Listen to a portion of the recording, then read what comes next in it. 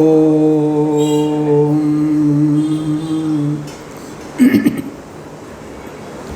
जन्माद्यस्य यतोन्मयादितरतः अर्थेष्वभिज्ञस्वराट् तेने ब्रह्महृदाय आदिकवये मुह्यन्ति यं सूरयः तेजो वारिमृदां यथा विनिमयो यत्र त्रिसर्गो मृषा धाम्ना स्वेन सदा निरस्तकुहकं सत्यं परं धीमहि सृष्टिस्थित्यप्यहेया नियतिदृशितमो बन्धमोक्षाच्च यस्मात् अस्य श्री ब्रह्मरुद्र प्रभृतिसुरनरद्वीषशत्रुत्मकस्य विष्णोर्व्यस्ताः समस्ताः सकलगुणनिधिः सर्वदोषव्यपेतः पूर्णानन्दाव्ययो यो गुरुरपि परमश्चिन्तयेतं महान्तं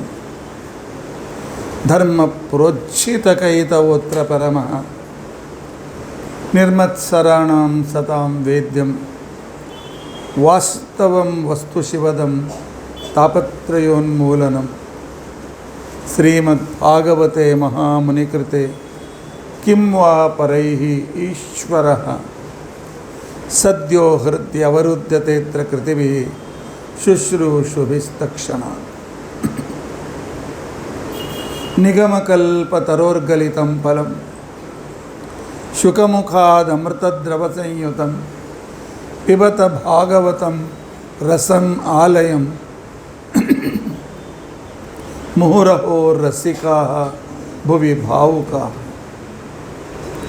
अभ्रमं भङ्गरहितं अजडं विमलं सदा आनन्दतीर्थमतुलं भजे तापत्रयापः भवति यदनुभावादेडमोकोऽपि वाग्मी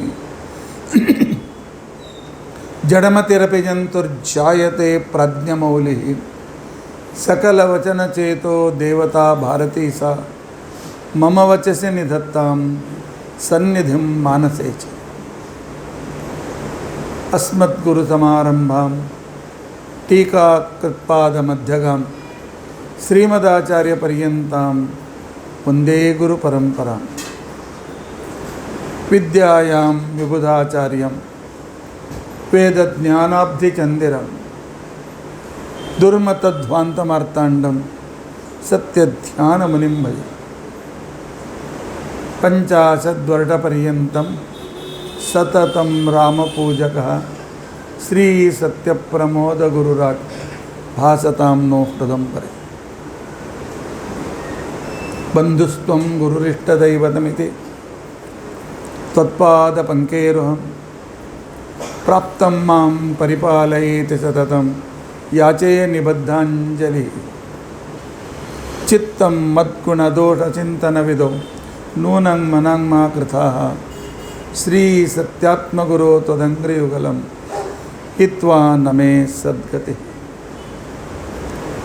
यैरहं शुकवत् सम्यक् शिक्षितोऽस्मि कृपालुभिः तान् वन्दे धेनुपाचार्यान् तत्त्वज्ञानार्थसिद्धिः श्रीगुरुभ्यो नमः हरिः ओम हरिः ओम हरिः ओम।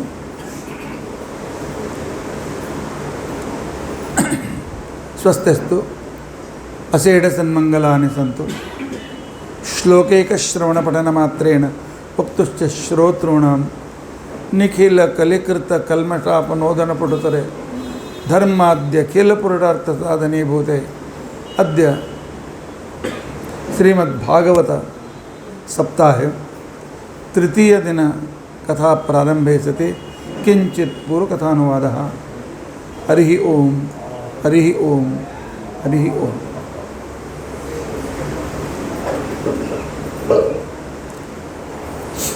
कल तक हमने सुना था कि श्री कृष्ण युद्ध के बाद भी 7 सालों तक पांडवों के साथ रहे और बाद में द्वारका को चले गए।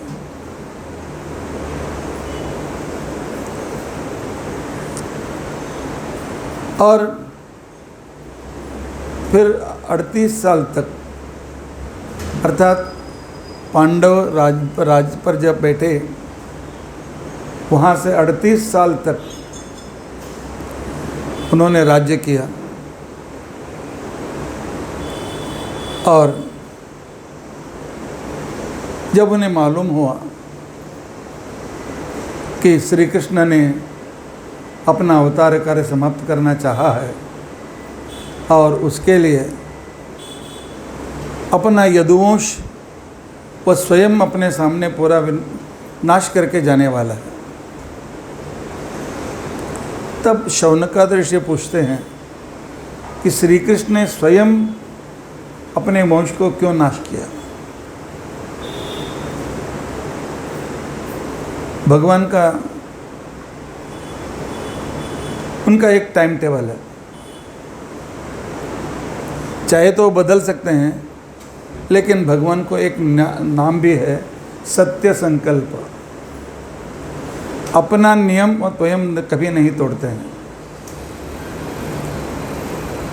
भगवत गीता में स्वयं कहते हैं कि मैं 4 तरह के गुण वाले संसार में हैं। एक अत्यंत सात्विक, दूसरे सात्विक ज़्यादा और तामस कम वाले, और 50% रजोगुण और तमोगुण 50-50, और 75 तमोगुण, 25 रजोगुण, 10% सत्वगुण वाले लोग हैं। 4 तरह के स्वभाव के लोग हैं।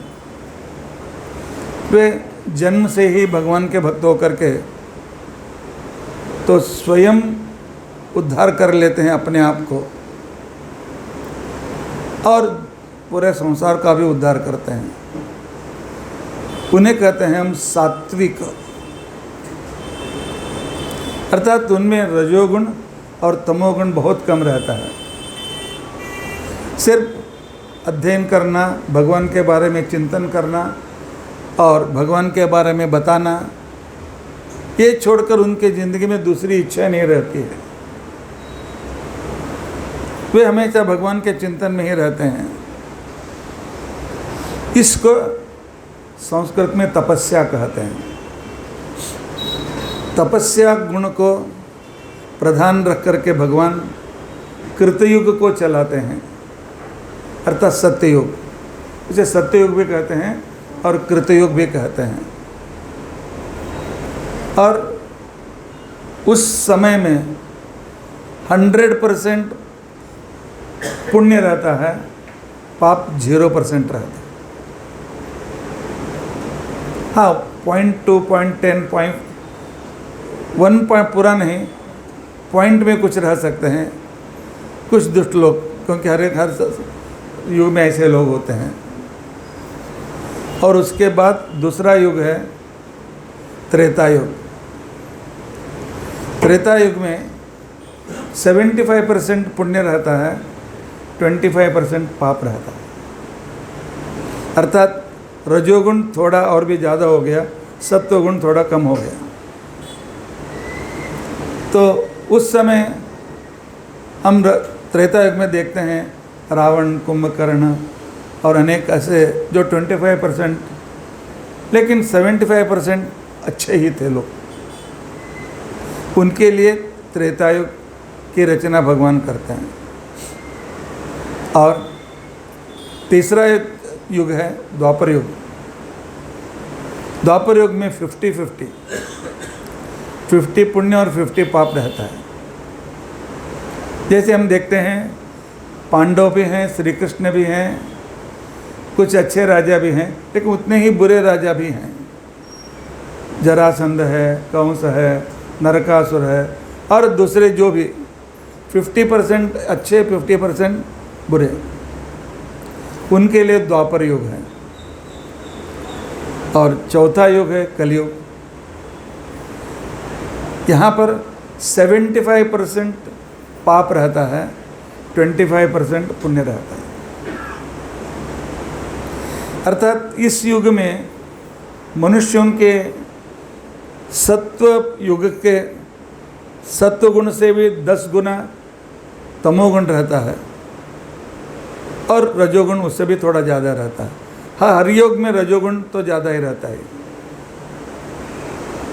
तो इस युग में हमें एटमॉस्फेयर से, परिसर से और राजाओं की ओर से, संस्थाओं की ओर से हमें कुछ भी अपनी उन्नति के लिए कुछ भी नहीं मिलेगा, क्योंकि 75% व्यक्ति तमोगुणी रहते हैं, पाप करने वाले रहते हैं।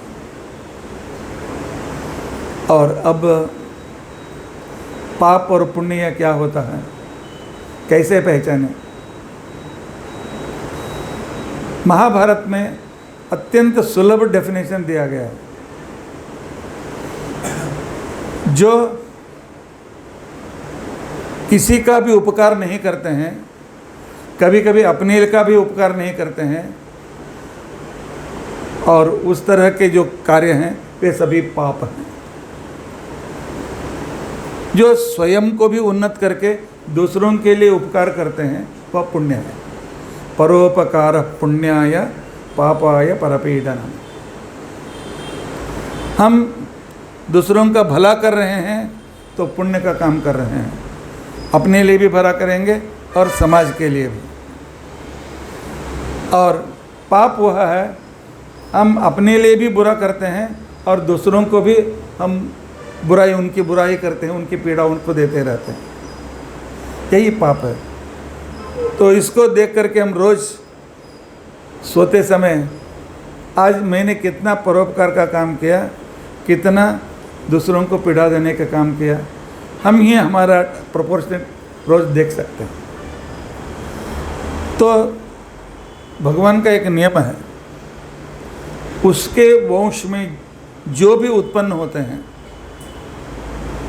अर्थात भगवान के वंश में जो भी जन्म लेते हैं, और भगवान जिस वंश में जन्म लेते हैं तो 100 जनरेशन तक कोई बुरा आदमी उसमें जन्म नहीं लेता, अगले 100 जनरेशन तक।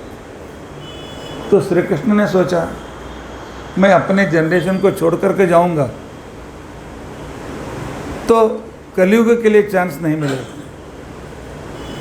और कलयुग में जो पापी लोग उनको लिए भी कुछ समय चांस देना पड़ता, क्योंकि उनसे जैसे जैसे पाप ज़्यादा होता है उनको रेड हैंड शिक्षा देने के लिए बहुत अनुकूलता होती है। इसलिए भगवान तमोगुण को भी थोड़ा उन्नाह देते हैं। इसलिए भगवान ने सोचा अभी कलयुग के लिए चांस देना है, मेरा वंश का काम हो गया और इन्होंने जो अच्छा काम करना था कर लिया, इन सबको मैं लेकर चला जाऊंगा। और श्री कृष्ण ने अर्जुन को बुलाया और अपने वंश को पूरा समाप्त करके वे भी अपने उत्तम लोक को चले गए। तब पांडवों ने निश्चय किया श्री कृष्ण जिस भूमि पर नहीं है हमें भी नहीं रहना, श्री कृष्ण रहित भूमि में हमें नहीं रहना है। तो ऐसा निश्चय करके उन्होंने परीक्षित को अपने राज्य पर बिठाया और वे भी चले गए। 39 ईयर तक, तो 37 ईयर तक उन्होंने अपना राज्य किया और उसके बाद वे चले गए। परीक्षित राजा बन गया, लेकिन परीक्षित ने निश्चय किया कि मैं भी कलयुग को अपने यहाँ आने के लिए नहीं दूंगा। 38 साल तक उसने पूरा अपने राज्य में घूमते सब जगह पर धर्म का परिपालन करते रहा। कहीं भी अधर्म दिखाई दिया, कठोर शिक्षा और फिर सुधार लेता था। एक दिन वह इसी तरह संचार में जा रहा था, एक राज्य से दूसरे राज्य, बीच में एक जंगल था। तो जाते जाते उसने देखा कि एक बैल खड़ा हुआ है और उसके बाद पास एक गाय है, लेकिन बैल के 4 पैरों में सिर्फ एक ही पैर है, 3 पैर कट गए हैं। और गाय के आंखों में आंसू हैं, वो रो रही है। विचित्र दृश्य देखा, थोड़ा उनके पास चला गया और जाने के बाद उसने देखा कि गाय रोते हुए कुछ बोल रही है और बैल उसे समाधानित कर रहा है, लेकिन मनुष्य की भाषा में। तो बहुत अचरज हुआ। तो पशु मनुष्य की भाषा में कैसे बोलते हैं? वह एक पेड़ के नीचे पीछे जा कर के छिप गया। ये क्या बात कर रहे हैं? बैल कह रहा है कि गाय तुम क्यों रो रही हो? तुम्हें किसने पीड़ा दी? तुम्हारे में संकट क्या है? थोड़ा बताओ। तब गाय ने कहा, मैं पृथ्वी भूमि माता का रूप हूँ, मैं भूमाता हूँ, गाय के रूप में घूम रही हूँ। अभी परीक्षित राजा जैसे जैसे ज़्यादा समय होगा वह भी चला जाएगा, तो कलयुग में इतने ऐसे लोग ज़्यादा हो जाएंगे जो मेरे पति का निंदा करते रहेंगे। भूमि का पति भूवराह अर्थात भगवान का तीसरा अवतार, मत्स्य कूर्म वराह। तो वराह की पत्नी भूमि एक पतिव्रता स्त्री, सब कुछ सहन करती है, जितनी भी कठिनाइयाँ सहन करती है, लेकिन वह अपने पति की निंदा, पति का अपमान कभी सहन नहीं करते। तो जो पति के भी निंदा और उनका अपमान करने वाले तो अलग लोग, लेकिन पतिव्रता सब कुछ सहन करते हैं, लेकिन अपने पति की निंदा सहन नहीं करते। लेकिन अभी मेरी अवस्था ऐसी होगी, कलयुग में मेरे भगवान की निंदा करने वाले ही लोग ज़्यादा होंगे, सब जगह वे ही ज़्यादा हो जाएंगे। और मेरी दुर्वस्था ऐसे है, उन सब लोगों को मेरा अपने सिर पर धारण करना पड़ेगा। मैं तो भूमि ताई हूँ, पृथ्वी ताई हूँ, तो पृथ्वी माँ हूँ। तो मेरे पति की निंदा करने वालों को सिर पर रखना कितने दुख का कारण है, इसलिए मैं रो रही हूँ। और बैल आपका 3 पैर कहाँ चले गए? तो बैल ने कहा, देखो मैं धर्म हूँ, हमेशा धर्म के 4 पैर होते हैं। धर्म के 4 पैर होते हैं, 4 पैरों पर धर्म हमेशा खड़ा रहता है। सत्य, शौच, दया, दान, ये धर्म के 4 पैर हैं। ये 4 गुण जिसमें हैं वह धार्मिक, ये 4 गुण जिसमें नहीं हैं वह अधार्मिक। और सत्य वह है, सुपरफिशियल अर्थ के अनुसार सत्य का मतलब है सच बोलना नहीं, ये तो सामान्य अर्थ है। वेद की भाषाओं में सत्य का मतलब है शास्त्र के अनुसार आचरण। तो लाइफ स्टाइल ऐसा होना चाहिए, शास्त्र में जो कहा गया है एक भी रूल का उल्लंघन नहीं करना है। ऋतम यथार्थ विज्ञानम सत्यम तत्पूर्विका कृति। ऋत को यथार्थ तत्वज्ञान बोलते हैं, अर्थात शास्त्र को ठीक तरह से समझना, सत्य उसके अनुसार आचरण करना। कृतयुग के लोग हमेशा इसी तरह का आचरण करते थे। लेकिन जैसे ही कृतयुग चला गया, शास्त्र के अनुसार आचरण कम होता गया। इसके अलावा मेरा एक पैर कट गया। और धर्म का दूसरा पैर है पवित्रता। पवित्रता, शरीर की पवित्रता स्नान आदियों से, बिना स्नान किए, बिना पूजा के कुछ भी नहीं खाना, कुछ भी, पानी भी नहीं पीना, ये शारीरिक शौच है। और बुरा विचार मन में नहीं लाना, नेगेटिव विचार मन में नहीं लाना, यह बौद्धिक पवित्रता है। अपवित्र अन्न नहीं खाना, यह मानसिक पवित्रता है। शारीरिक पवित्रता, मानसिक पवित्रता, बौद्धिक पवित्रता। और हमारी जिंदगी में एक ही मुख्य गोल होना चाहिए, भगवान को संतुष्ट करना, भगवान की आज्ञा के अनुसार चलना। इसे पवित्रता कहते हैं। यह आध्यात्मिक पवित्रता है, अर्थात physical, psychological, intellectual and spiritual, चार ही तरहों से हम जब पवित्र रहते हैं उसको पवित्रता कहते हैं। लेकिन त्रेता युग के जाते जाते लोगों में बोलना कुछ, करना कुछ, सोचना कुछ, करना दूसरा, ऐसा जब शुरू हो गया तो मेरा दूसरा शौच, पवित्रता भी चली गई, मेरा दूसरा पैर भी कट गया। और तीसरा है दया। दया दिखाना। दया दिखाना, हमसे जो बड़े हैं उन पर भी हमें दया दिखाना पड़ेगा। हमसे बड़े दया हम कैसे दिखा सकते हैं?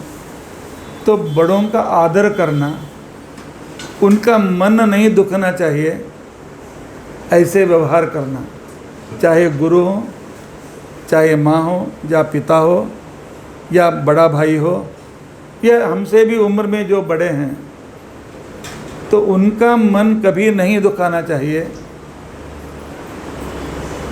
तो इसको बड़ों के लिए दया बोलते हैं। और हमारे समान जो हैं, हमारे उम्र के या हमारे स्वभाव के समान जो व्यक्ति हैं, तो उनको सन्मार्ग में प्रेरित करना, उनको सन्मार्ग में, मैं भी पूजा करता हूँ, तुम भी आ जाओ, हम सब मिल करके करेंगे। जैसे आप इस बालाजी भक्त संघ आप कर रहे हैं, अपने समान विचारों को इकट्ठा करना, सब मिल करके अच्छा काम करना, तो समानताओं पर दया हुआ। और हमसे भी जो कम पैसे वाले हैं, कम शक्ति वाले हैं, कम बुद्धि वाले हैं, तो उनको शक्ति से, पैसों से किसी तरह सहायता करना, यह सामान्य लोगों पर तो दया बन जाती है। लेकिन कलयुग आते आते मनुष्य स्वार्थी बन गए। द्वापर युग के एंड में ही स्वार्थी बन गए थे। दुर्योधन के जैसे व्यक्ति इतना स्वार्थी, दुर्योधन, दुशासन, कर्ण, शकुनी, ये सब महास्वार्थी थे। तो जब स्वार्थ ज़्यादा हो जाता है, दया चली जाती है। अब रह गया है दान। कलयुग में दान। कलयुग में भगवान कहते हैं, जो तुम पाते हो अपना पेट भर खाओ, जो बच जाता है तो जो भूखा है उनको दे दो। ज़्यादा बनाना, खाना, दूसरा सब कूड़े कचरे में डाल देना, यह बहुत बड़ा पाप है। पैसे के विषय में भी यही है, कपड़ों के विषय में भी यही है, और घर के विषय में भी यही है। हमें जितना चाहिए रखना और एक्स्ट्रा जो है दूसरों में दे देना। कलयुग में यह परम धर्म माना जाता है। लेकिन आदमी अपने ही, पहले 1 लाख चलेगा, बाद में 1 करोड़ क्यों नहीं, 10 करोड़ क्यों नहीं, 100 करोड़ क्यों नहीं, 1000 करोड़ क्यों नहीं। आजकल आप देखते हैं कितने माफिया है, सब चलते हैं। हजारों करोड़, घर के पाइप में भी पैसे और बाथरूम में भी पैसे और पलंग के नीचे भी पैसे, न तो स्वयं भोगते हैं, दूसरों को एक पैसा नहीं देते। यह तमोगुण का यह अत्यंत मुख्य उदाहरण है। इसलिए अभी एक दान मेरा एक पैर बच गया है, लेकिन कली जो है, कली अर्थात हमें नेगेटिव थिंकिंग लाकर देने वाली एक शक्ति है। वो कली नाम का एक व्यक्ति है, अज्ञान, विपरीत अज्ञान और क्रोध का प्रतिमूर्ति। वह मेरा चौथा पैर भी अभी ठीक नहीं रखेगा, मैं चौथा पैर भी मुझे चला जाएगा, इसलिए मैं दुखी हूँ, इसलिए मैं रो रहा हूँ। इस तरह वह बातचीत कर रहा था, तब गाय जोर जोर से चिल्लाने लगे, कोई बचाओ, कोई है तो बचाओ, आओ बचाओ बचाओ। तब पेड़ के पीछे से परीक्षित राज बाहर आए। देखते हैं एक ठिगना, काला कलूटा, अत्यंत क्रूर मुंह वाला, अपने हाथ में खड्ग रख करके उस बैल का चौथा पैर भी काटने के लिए आ रहा है। परीक्षित ने कहा, रख जाओ, वहीं पर रहो, आगे पैर रखा तो मैं मारता हूँ। उसने देखा यह परीक्षित है, तो उसने क्या किया, नमस्कार किया। वह जानता था कि पांडवों के वंश में एक नियम है, जो नमस्कार करते हैं उनको नहीं, जान से नहीं मारते हैं, जान से नहीं मारते हैं। तो इसलिए उसने कहा कि मैंने नमस्कार किया, मुझे जान से मत मारो। तो परीक्षित ने कहा, आप कौन हो, क्यों इस गाय के चौथा पैर भी काटना चाहते हो? उसने कहा, मैं कली हूँ और यह युग भगवान ने मुझे दिया है, मैं धर्म का एक अंश भी रखना नहीं चाहता हूँ, धर्म का एक अंश भी नहीं करना चाहता हूँ, धर्म का चिन्ह भी रखना नहीं चाहता हूँ। तो इसके लिए यह मेरा युग शुरू हो गया है। आप परीक्षित मुझे कहीं पर आश्रय नहीं दे रहे हो, मैं रहने के लिए जगह नहीं दे रहे हो, मुझे बार बार भगा रहे हो, ये कहाँ का न्याय है? परीक्षित को क्या करना चाहिए था, उसी समय उसे भगा देना चाहिए था, लेकिन परीक्षित ने कुछ ज़्यादा उदारता दिखाई दी। नहीं नहीं, यहाँ तुम चले जाओ, मैं रहते समय तुम्हें छोड़ने वाला नहीं हूँ, तुम ऐसा पाप करने के लिए मैं नहीं दूंगा। उसने फिर लॉजिक तर्क किया, नहीं मैं अन्यायी नहीं हूँ, तुम पांडव और तुम अन्यायी हो, क्योंकि आजकल बुरा करने वाले भी दूसरों को अच्छा करने वालों को तुम बुरे हो, तुम बुरे हो, बार बार उसे चिल्ला चिल्ला करके उसको कहने के, आजकल जो चल रहा है गवर्नमेंट में, राजकीय में, वही उस तरह होता है। परीक्षित ने कहा, हम कैसे, क्यों, हम क्यों बुरे हैं? देखो, जिस दिन दुर्योधन मर गया उस दिन से कलयुग शुरू हो गया, मेरा युग शुरू हो गया। तो मुझे सब जगह फैलने का अवकाश देना चाहिए था, लेकिन पांडव तो वे 37 साल उन्होंने मुझे बाहर रखा, और 36 साल हो गए तुम मुझे बाहर रख रहे हो, मेरे युग में मुझे ही अवकाश नहीं दे रहे हो, ये कहाँ का न्याय है? मेरे युग में मुझे भी अवकाश देना चाहिए। आजकल जैसे तो मुझे भी रिजर्वेशन चाहिए, मुझे भी रिजर्वेशन चाहिए, मुझे भी रिजर्वेशन चाहिए, मैं भी क्यों रिजर्वेशन नहीं चाहिए? इस तरह जो चलता है, कलीन उसी तरह कहने लगा।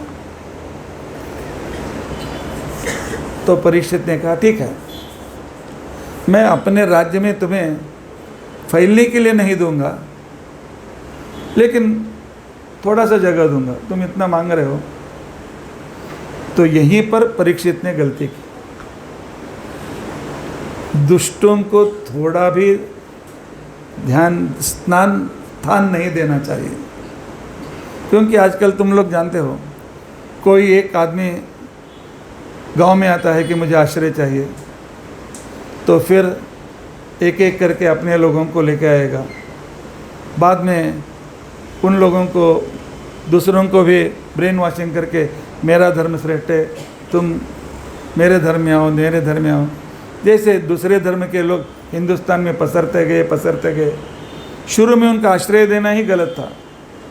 वे एक जब आ गए तो अपना एक ग्रुप बना लेंगे और अपनी एक कॉलोनी बना लेंगे और बाद में डोमिनेशन करना शुरू करेंगे। यह आजकल जो हिंदुस्तान पर परकीय आक्रमण हो रहा है, यही कली का ही एक लक्षण है।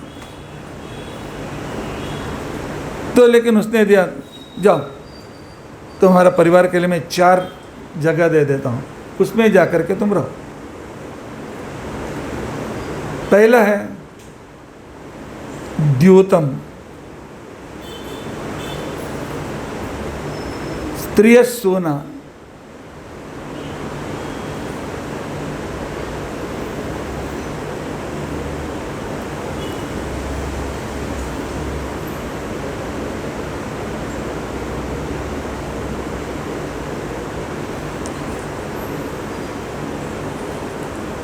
पहला मैं जुआ जहाँ है वह जगह तुम्हें दे देता हूँ, वहाँ पर जाओ। द्योतम पानम स्त्रिय सोना, 4 जगह मैं तुम्हें देता हूँ। जहाँ पर जुआ है तुम वहाँ पर रहो। अर्थात जहाँ फुकट का पैसा आता है परिश्रम के बिना, जुए में किसी को हराना, फुकट में पैसे इकट्ठा करना, जुआ खेलना, घोड़े पर पैसे लगाना और क्रिकेट पर पैसे लगाना और किसी दूसरे पर पैसे लगाना, नहीं तो शेयर खरीद करना, ये सब जुआ है। धर्मशास्त्र के अनुसार फुकट का पैसा जो आता है बिना परिश्रम का, वह जुए के समान है। वह पैसा हमें कभी पछता नहीं। परिश्रम करो और उसको इतना जो पैसा मिलता है कुछ शेयर हो। दूसरों को में टोपी डाल करके उससे रिश्वत लेना, ये सब कुछ जुए के अंदर आ जाते हैं। द्योतम। और दूसरी जगह है पानम,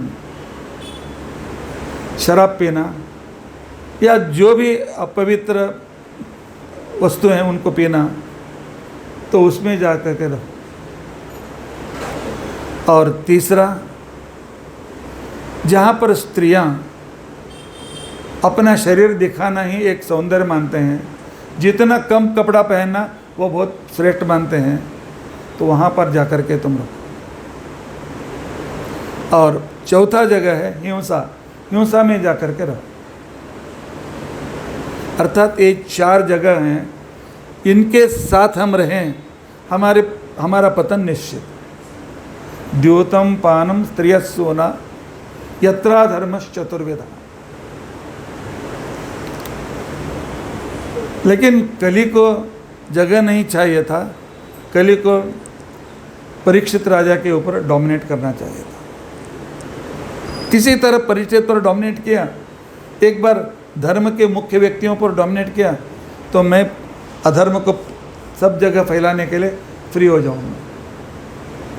देखा, ये 4 दोष परीक्षित में नहीं है। न तो जुआ खेलता है, न तो अपेयपान करता है, और न तो बुरे स्त्रियों के साथ नहीं रहता है, हिंसा भी नहीं करता। और उसके बाद को बार बार कहा, नहीं ये मेरा परिवार इतना बड़ा है, तुमने 2 बेडरूम हॉल किचन दिया, ये मुझे चलता नहीं है। सिर्फ 4 रूम दिया, कैसे चलता है? मेरा परिवार बहुत बड़ा। तब थोड़ी करुणा आ गई परीक्षित को। हम बुरे व्यक्तियों पर जब करुणा करते हैं, बुराई को जब थोड़ा थोड़ा उस पर दया दिखाते हैं, वहीं पर हमारी गलती हो जाती है, क्योंकि उनके संग में हम आते जाते हैं, नज़दीक आते हैं उनके संग में। बार बार मांग रहा था, तब कहा कि एक काम करो, अनृतम, जहाँ पर शास्त्र विधान छोड़ करके शास्त्र के विरुद्ध आचरण है, वहाँ पर जाकर करो। और जहाँ पर ईर्ष्या है, जहाँ पर लोभ है, जहाँ पर क्रोध है, वहाँ पर जाकर करो। और 4 जगह दिया, जाओ।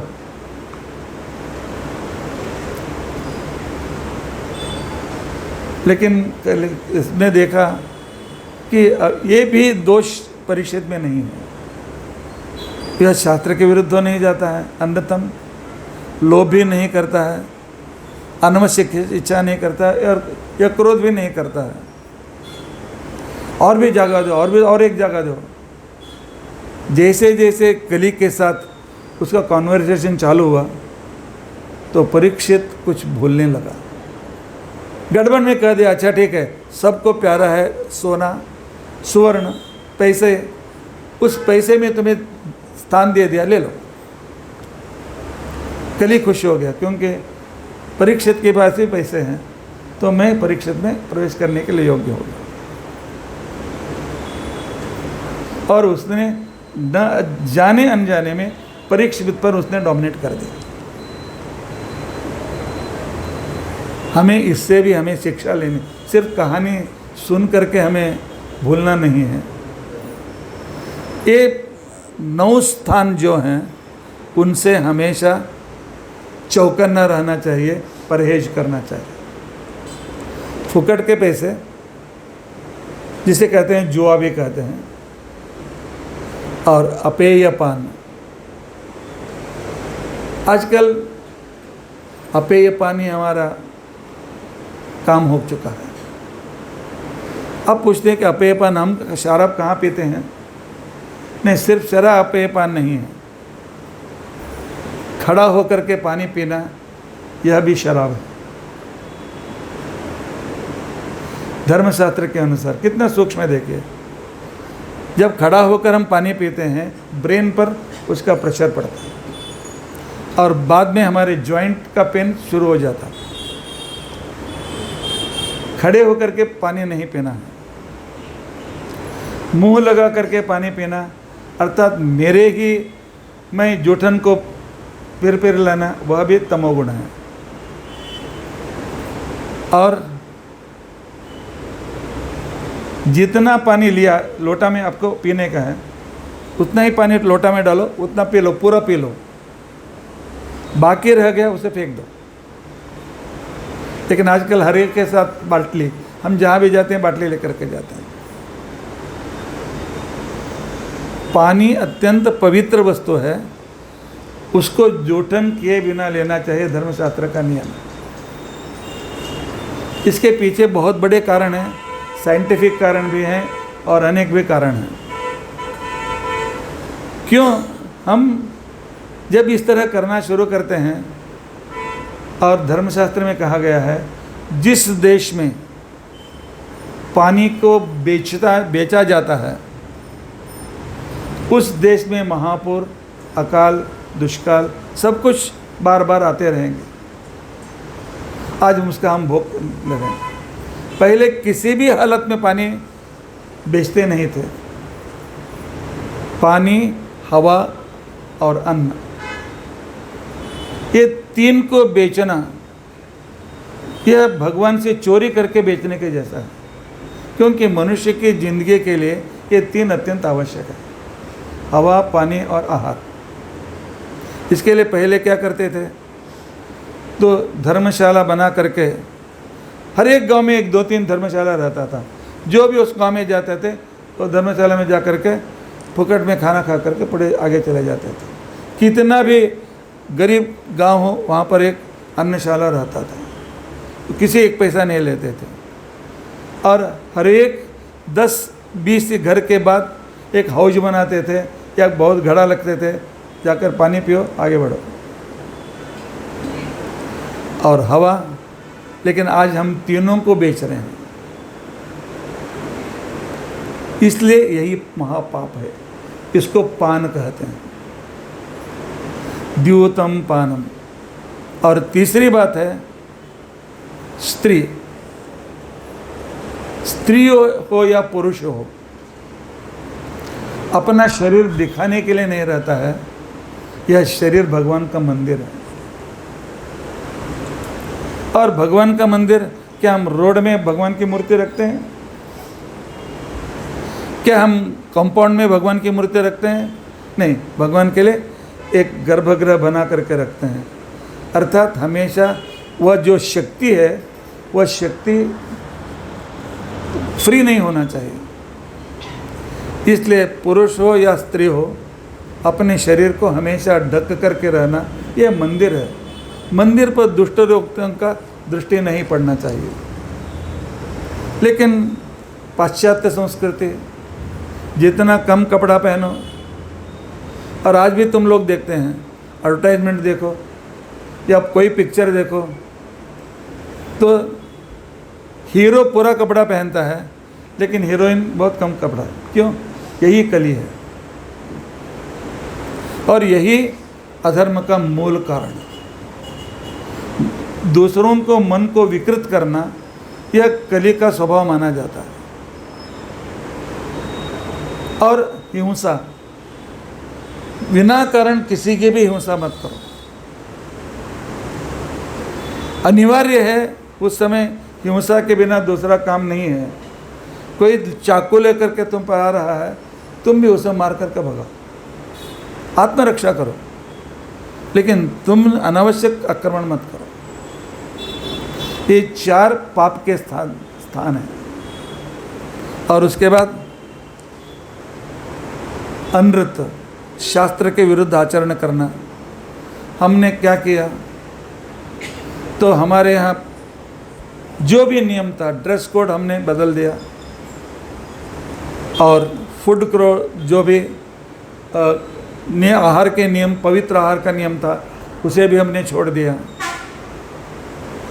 और रोज़ क्या तुलसी को पानी डालना, अपने घर के सामने रंगोली डालना, और भगवान के घर को स्वच्छ रखना, स्नान करने के बाद ही, पूजा करने के बाद ही कुछ लेना, ये सभी नियम एक एक छोड़ते गए हैं। इसे अनृत बोलते हैं। अनृत का मतलब झूठा ऐसा नहीं, ऋत मतलब शास्त्र ज्ञान, उसके विरुद्ध जाना अनृत माना जाता है। और मोह, और हमारा मोह इतना बढ़ गया है, किसी किसी को, क्योंकि आजकल कलयुग है, इसलिए आप लोगों के लिए फ्रिज के लिए भी लोन मिलता है, टीवी के लिए भी लोन मिलता है, घर के लिए भी लोन मिलता है, कार के लिए भी लोन मिलता है, और कभी कभी ये जो परचेस करने वाले बूट गीट इत्यादि हैं, वे भी आपको लोन में मिल जाते हैं। बाद में EMI भरते रहो तो दे देंगे, पैसे दे देंगे। यह जो अपनी योग्यता के बिना, जितनी योग्यता है उतने में खुश रहने का स्वभाव हम जब छोड़ते हैं, तो वस्तु मिलती है, बाद में देखेंगे, भरते रहेंगे, हम उनके दास बन जाते हैं। वहाँ पर कली का आभास है। लोन अति अनिवार्य प्रसंग में लेना चाहिए, नहीं तो जो एक बार लोन के पीछे पड़ गया, और ऋण बोलते हैं, ऋण में पड़ गया तो बाहर निकलना आसान नहीं है। और उसके बाद अहंकार, ईगो भी कली का स्थान है। और क्रोधित होना, अपने आप को जान से मारना है। तो इन स्थानों के बाद में लास्ट नंबर आता है सोना, अर्थात पैसे। अनावश्यक पैसे, हमारी जितनी आवश्यकता है, आवश्यकता के तो ज़्यादा जो पैसे हैं, वे हमेशा हमें बुरे कामों में हमको प्रेरित करते हैं। पैसा है, जाओ होटल में मज़ा करो, पैसा है, यहाँ पर कुछ पियो, खाओ, मज़ा करो। अनिवार्यता के जैसे ज़्यादा पैसे कमाना भी, अर्थात ज़्यादा पैसे अपने पास रखना है, भगवान ने दिया, दान करो, अच्छे काम में लगाओ, गरीबों के लिए लगाओ। यही कलयुग के 9 स्थान ऐसे हैं। परीक्षित राजा भी इसके डोमिनेशन में पड़ गए। और उसके बाद क्या हो गया? जब आदमी के विचारों पर, आदमी के मन पर कली का जो डोमिनेटन हो जाता है, आदमी ठीक सोचना, पॉजिटिव थिंकिंग छोड़ देता है, नेगेटिव थिंकिंग चालू हो जाता है।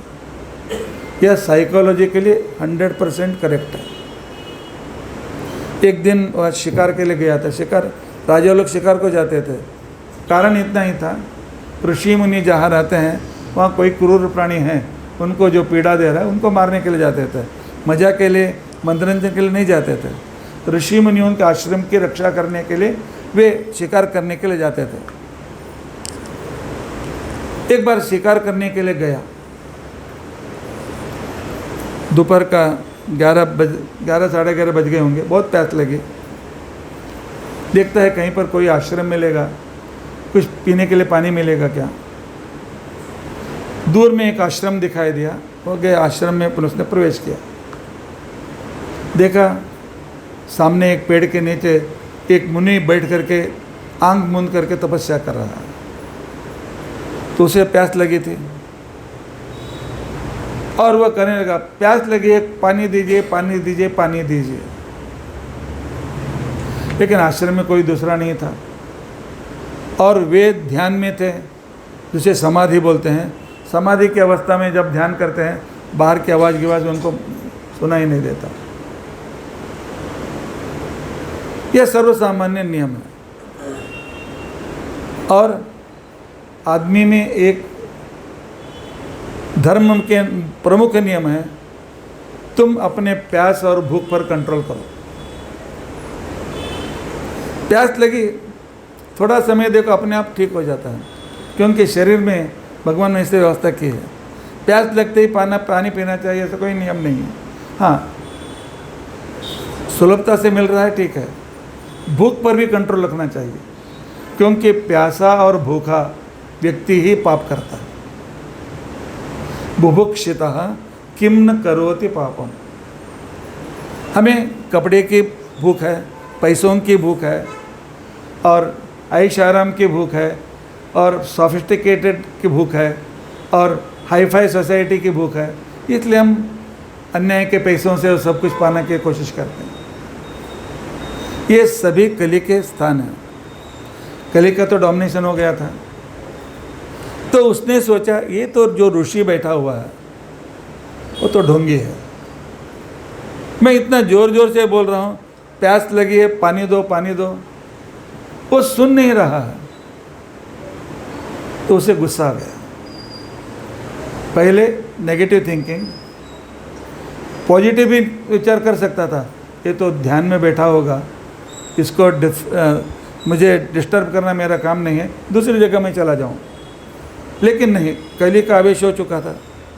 नहीं, ये ढोंगी है, जानबूझकर आंख बंद करके बैठा है। दूसरों के बारे में जो नेगेटिव थिंकिंग शुरू होता है, वहाँ पर गलतियाँ शुरू हो जाती हैं। और उसने देखा ये नहीं, ये ऋषि को अपमान करना चाहिए। तो समझ करके देखा, वहाँ एक सांप जा रहा था, अपने धनुष से मारा और उसे उठा करके उसके गले में डाला, निकल गया। यह ईगो, नेगेटिव थिंकिंग का यह परिणाम था। उस आश्रम के सामने से एक व्यक्ति जा रहा था। उसने देखा, राजा को पहचाना, और उसने एक सांप को मार करके ऋषि के गले में डाल रहा है। उसे बहुत बुरा लगा, क्यों ऐसा कर रहा है राजा? राजा का काम है प्रजाओं का रक्षण करना, राजा का काम है प्रजाओं का मान मर्यादा का संरक्षण करना, और ये राजा होकर के ऋषि का अपमान कर रहा है। तो उस ऋषि का एक लड़का था, उसका नाम था श्रृंगी। वो फूल और फल, तुलसी फूल इत्यादि लेने के लिए बाहर गया था। तो उस समय तो वो आदमी उस श्रृंगी के पास गया और कहा कि किधर तुम खेल रहे हो और तुम्हारे पिताजी का अपमान हो गया। उसने कहा क्या, किसने क्या किया?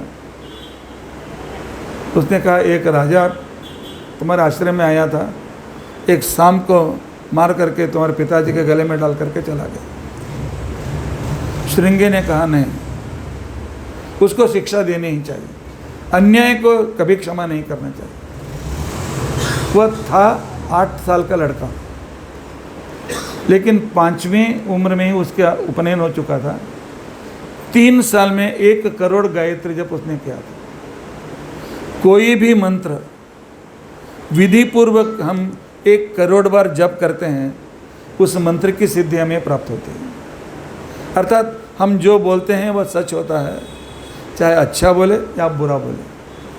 अच्छा बोलते हैं तो वर बोलते हैं, बुरा बोलते हैं तो शाप बोलते हैं। तो उसने नहीं, मेरे पिता का अपमान मैं सहन नहीं कर सकता। और जिस व्यक्ति ने मेरे पिता के गले में वह सांप डाला है, आज से 7वें दिन सूर्यास्त के समय तक्षक नाम के नाग से डस करके वह मर जाए, इस तरह शाप दिया। और दौड़ते दौड़ते अपने आश्रम को आने के बाद तो देखता है अपने पिताजी के घर में, तब सांप को निकाल करके फेंक दिया और ज़ोर ज़ोर से रोने लगा। उसके रोने से उसके पिताजी का ध्यान भंग हो गया। उस समय तक आजू बाजू के अनेक लोग भी वहाँ पर इकट्ठे हो गए थे। तो पिताजी ने पूछा, क्यों क्यों रो रहे हो? नहीं पिताजी, मेरे रहते आपका अपमान हुआ। पुत्र के रहते पिताजी का अपमान पुत्र के लिए बहुत बड़ा पाप है, लेकिन पुत्री पिता का अपमान करने का युग आ गया है, वो बात अलग है, उसको हम बाजू में रख देंगे। जब लड़के ही अपने माता पिताओं का अपमान करते हैं तो वह उनको सुधारने वाला कोई नहीं है, उनको बहुत बड़ी शिक्षा देनी पड़ती है। उसने कहा कि मेरे रहते आपका अपमान हुआ, सहन नहीं हुआ, मैंने शाप दे दिया। तो उनके पिता का नाम था शमीकर्ष। पिता ने कहा, किसको शाप दिया रे? वह कौन था? उसने जानबूझकर किया था, कुछ गलती किया था? शाप देना उनके ज़िंदगी में बहुत बुराई का यह होता है, किसी पर शस्त्र का आक्रमण करने से पहले मैं किस पर कर रहा हूँ मालूम होना चाहिए। मेरे हाथ में पिस्तौल है, ठपाठप सबको मारूंगा, तो यह धर्म नहीं है। किसको शाप दिया, क्या जाना तो नहीं, उन्हें क्या बुरा किया, वो को सब मुझे मालूम नहीं है।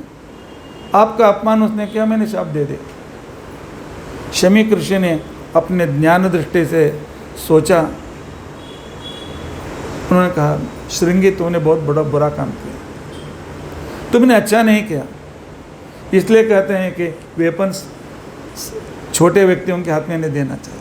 शाप भी एक तरह का वेपन है, एक तरह का शस्त्र है। शस्त्र को योग्य व्यक्ति पर ही योग्य व्यक्ति को उसका लाइसेंस देना चाहिए, जो सोच समझ करके उसका प्रयोग करने वाला हो। जिस किसी को मारने वाले को परमिशन देना चाहिए क्या? नहीं। तुमने बहुत बड़ा बुरा काम किया। जिस व्यक्ति के कारण इन 36 सालों तक कली को हमने अंदर आने के लिए नहीं दिया, वैसे पांडवों के वंशज परीक्षित को तुमने शाप दिया। बहुत बड़ा काम किया, क्योंकि उसके द्वारा ही धर्म का रक्षण हो रहा था। तूने बिना जान पूछे तुम्हें शाप दे दिया, लेकिन अब मैं कुछ का नहीं कर सकता हूँ। क्यों? मंत्र से जो बात कही जाती है वो सच हो जाती है, तो मंत्र की शक्ति ही वैसी है। लेकिन एक काम करके हैं करेंगे, हम राजा को बताएंगे तुमने ऐसा काम किया था, लेकिन वो बड़ा उतना बड़ा बुरा नहीं था, फिर भी श्रृंगी ने तुम्हें शाप दिया है, तो तुम्हारी उम्र अभी सिर्फ 7 दिन की है, जो भी आप व्यवस्था करना है आप कर लो। अर्थात ऋषियों के इतना गट्स था सच बोलने का। नहीं तो ये मैं मत जाकर मत बोलो रे, वो आएगा तो कुछ हमें मारेगा गिरेगा, मत बोलो, ऐसा नहीं। ऋषि ने कहा उसे राजा है, व्यवस्था करनी है, उसको बताना ही चाहिए। उसने गौरमुख नाम का एक अपने शिष्य को बुलाया, जाओ राजा को बताओ श्रृंगी ने तुम्हें शाप दिया है, वह सच होने वाला है, तो तुम्हें जो राज्य की व्यवस्था करना है कर लो, सिर्फ 7 दिन तुम रहने वाले हो। और यहाँ क्या हो गया, नेगेटिव थिंकिंग से उसे क्रोध आ गया। क्रोध में, गुस्से में उसने बुरा काम किया। आश्रम से थोड़ा दूर जाने पर उसका वो नेगेटिव थिंकिंग उतर गया। तो सोचा मैंने आए बुरा काम कैसे क्यों किया, क्या मैं उतना सोच भी नहीं सकता था एक राजा हो करके कि वो ध्यान में बैठे होंगे, समाधि में बैठे होंगे, मेरी सुनाई नहीं दिया होगा?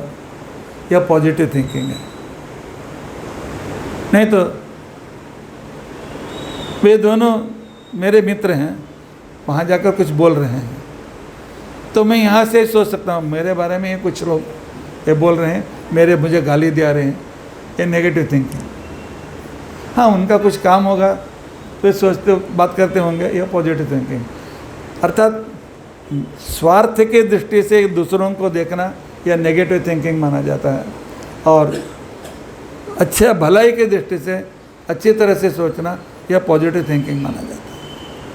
यह साइकोलॉजी की दृष्टि से, धर्म की दृष्टि से, व्यवहार की दृष्टि से, साधना की दृष्टि से यह सकारात्मक विचार और नकारात्मक विचार को हम हमेशा दूर रखना चाहिए। अनावश्यक किसी पर संदेह करना, अनावश्यक किसी को द्वेष करना, अनावश्यक किसी के बारे में बुरा सोचना, ऐसा आदमी कभी भी साधना नहीं कर सकता। पर परीक्षित राजा को बहुत दुख हुआ, मुझसे ऐसा बुरा काम क्यों हो गया। इसके लिए हम कल के रहते आएंगे, दुर्योधन की संगति से अश्वत्थामा की गति, कली के संगति से परीक्षित राजा की परिस्थिति। अर्थात हमें फ्रेंड सर्कल करते समय 1000 बार सोच करके किसी को फ्रेंड बनाना है, यह हमें हमेशा याद रखना है। फ्रेंड करना है वह मेरे समान विचार का है या नहीं, उसे सोच करके करना है। अपनी भजना मंडली में ऐसे व्यक्ति को लेना चाहिए जो इसमें समा जाए, नहीं तो वो आकर के बीच में बात करना शुरू करेगा, पॉलिटिक्स करना शुरू करेगा, इन दोनों में झगड़ा करना शुरू करेगा। ऐसे व्यक्ति को अपनी सोसाइटी में नहीं रखना, अपनी संगति में कभी नहीं रखना चाहिए।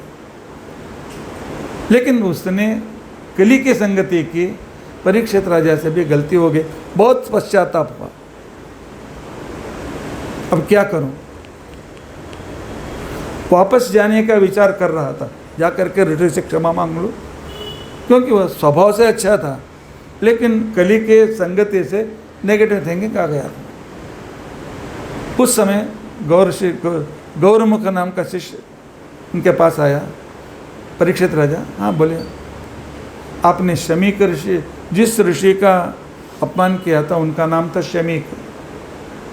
हाँ, मैंने बहुत बुरा काम किया, मैं वहीं पर जा रहा हूँ, तो उनसे क्षमा मांगने के लिए जा रहा हूँ। नहीं राजा, अभी क्षमा नहीं मिलेगी, क्योंकि उनके पुत्र ने तुम्हें शाप दिया है, 7वें दिन शाम को तक्षक से तुम्हारा मरण हो जाएगा, तो इसके लिए ये 7 दिन तुम्हारे पास हैं, उसमें जो भी व्यवस्था करना है। शमीक ऋषि ने कहा, व्यवस्था कर लो राजा, मैंने तो क्षमा कर दिया, लेकिन शाप तो तुम्हारे सिर पर है, कुछ व्यवस्था कर लो। राजा ने कहा, बहुत अच्छा हुआ, बहुत अच्छा हुआ।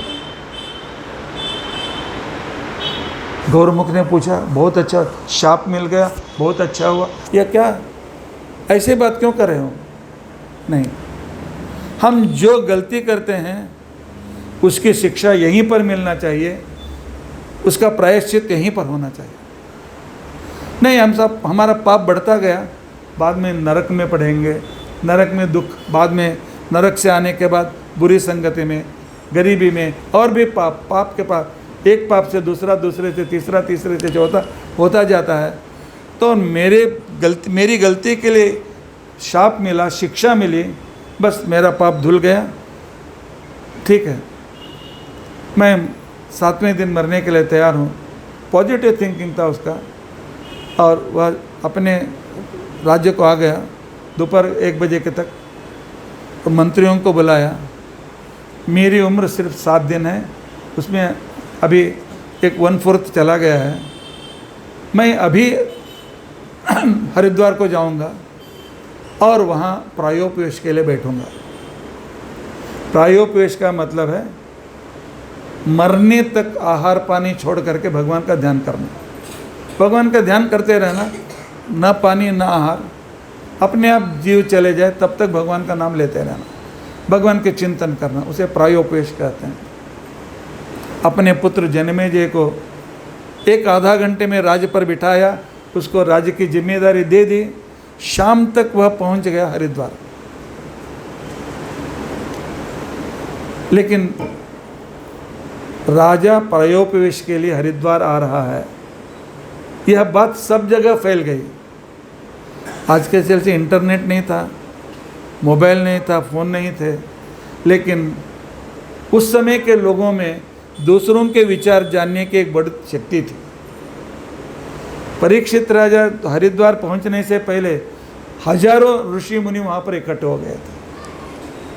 अपने तपस्शक्ति से उन्होंने जान लिया, जब राजा इधर प्रायोपवेश के लिए बैठेंगे तो बहुत अच्छे अच्छे साधु संत आएंगे, उनका संग हमें मिलेगा। वो संग पाने के लिए वो एकत्र हो गए थे। राजा को अचरज हुआ।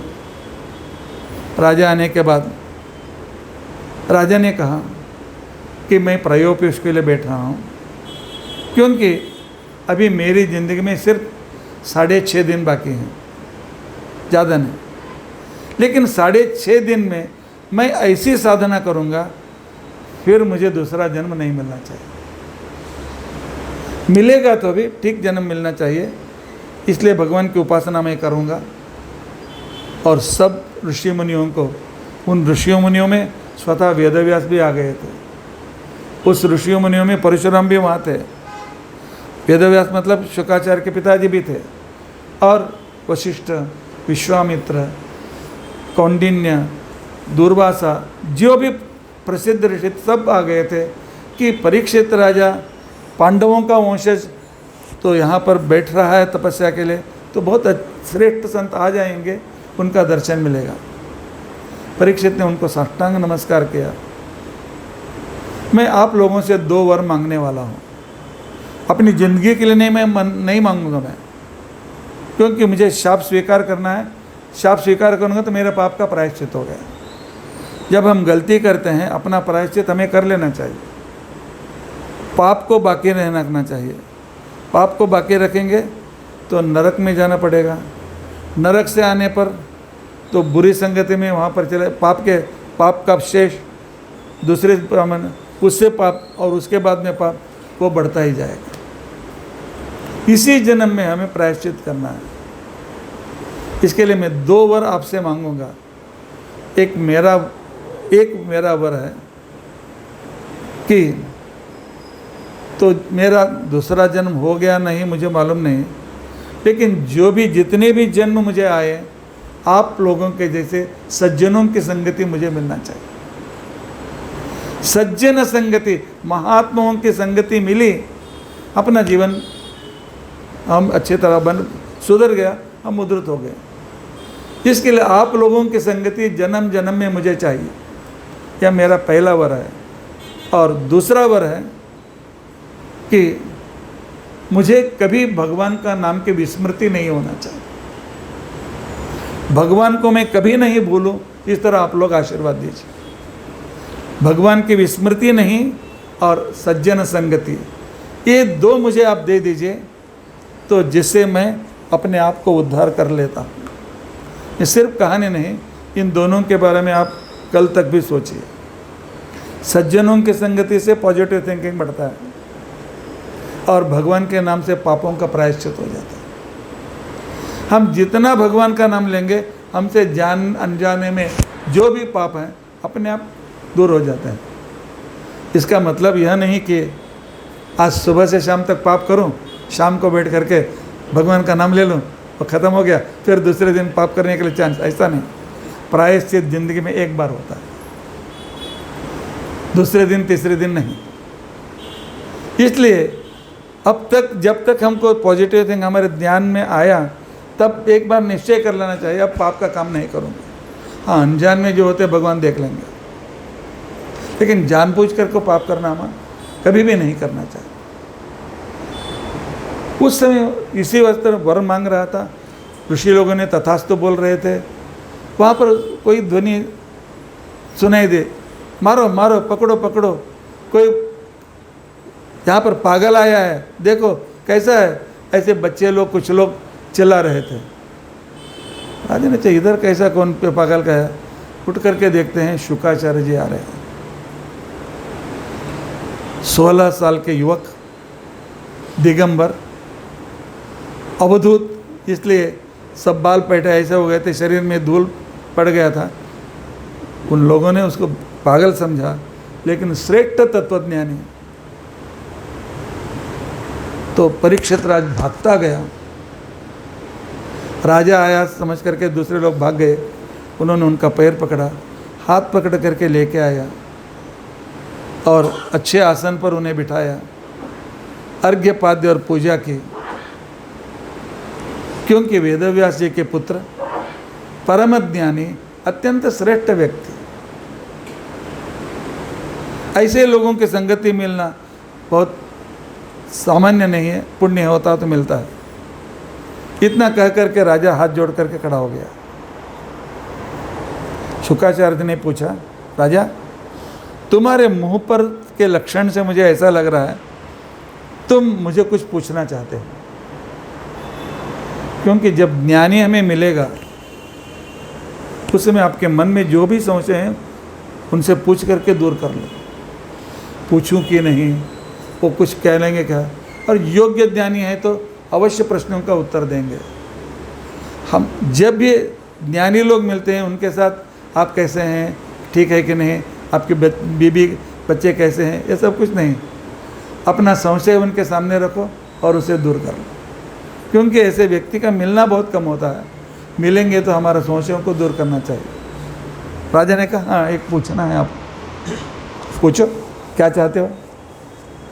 तो उसने कहा, देखिए मैं पांडवों के वंश में जन्म लिया तो मेरा बचपन सार्थक हो गया, क्योंकि पांडवों की संगति में था।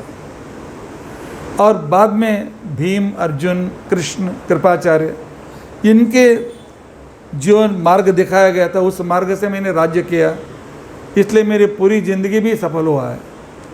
अब मेरा मरण भी सफल होना चाहिए, मेरा मरण भी व्यर्थ नहीं होना चाहिए।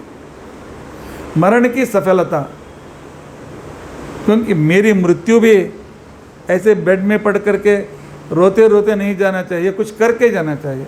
मेरी मृत्यु भी मेरे लिए एक वर बनना चाहिए। इसके लिए मेरे पास सिर्फ 6.5 दिन बाकी हैं। आज से 7वें दिन शाम को तक्षक आकर के मुझे डसेगा और मेरा मरना निश्चित है। इसलिए आपसे मैं पूछता हूँ, इन 6 दिनों में मैं कौन सा नाम का जप करूं? इन 6 दिनों में किस ग्रंथ का अध्ययन करूं? इन 6 दिनों में मैं कौन सी पुराण का श्रवण करूं? इन 6 दिनों में किसका मैं पारायण करूं?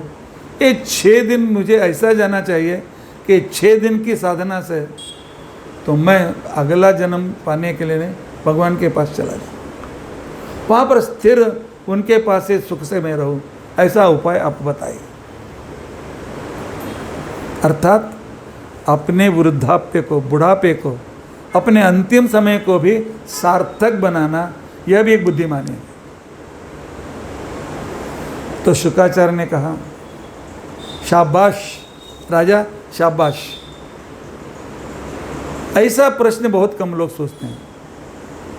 किसी को मालूम पड़ा कि डॉक्टर बताते हैं अभी 1 महीना रहने वाला, 15 दिन रहने वाला, सीरियस हो चुका है, उसको बुलाओ, उसको बुलाओ, उससे मिलना है, उसके बात करना है, ये अच्छा लगता है, ये मुझे खिलाओ।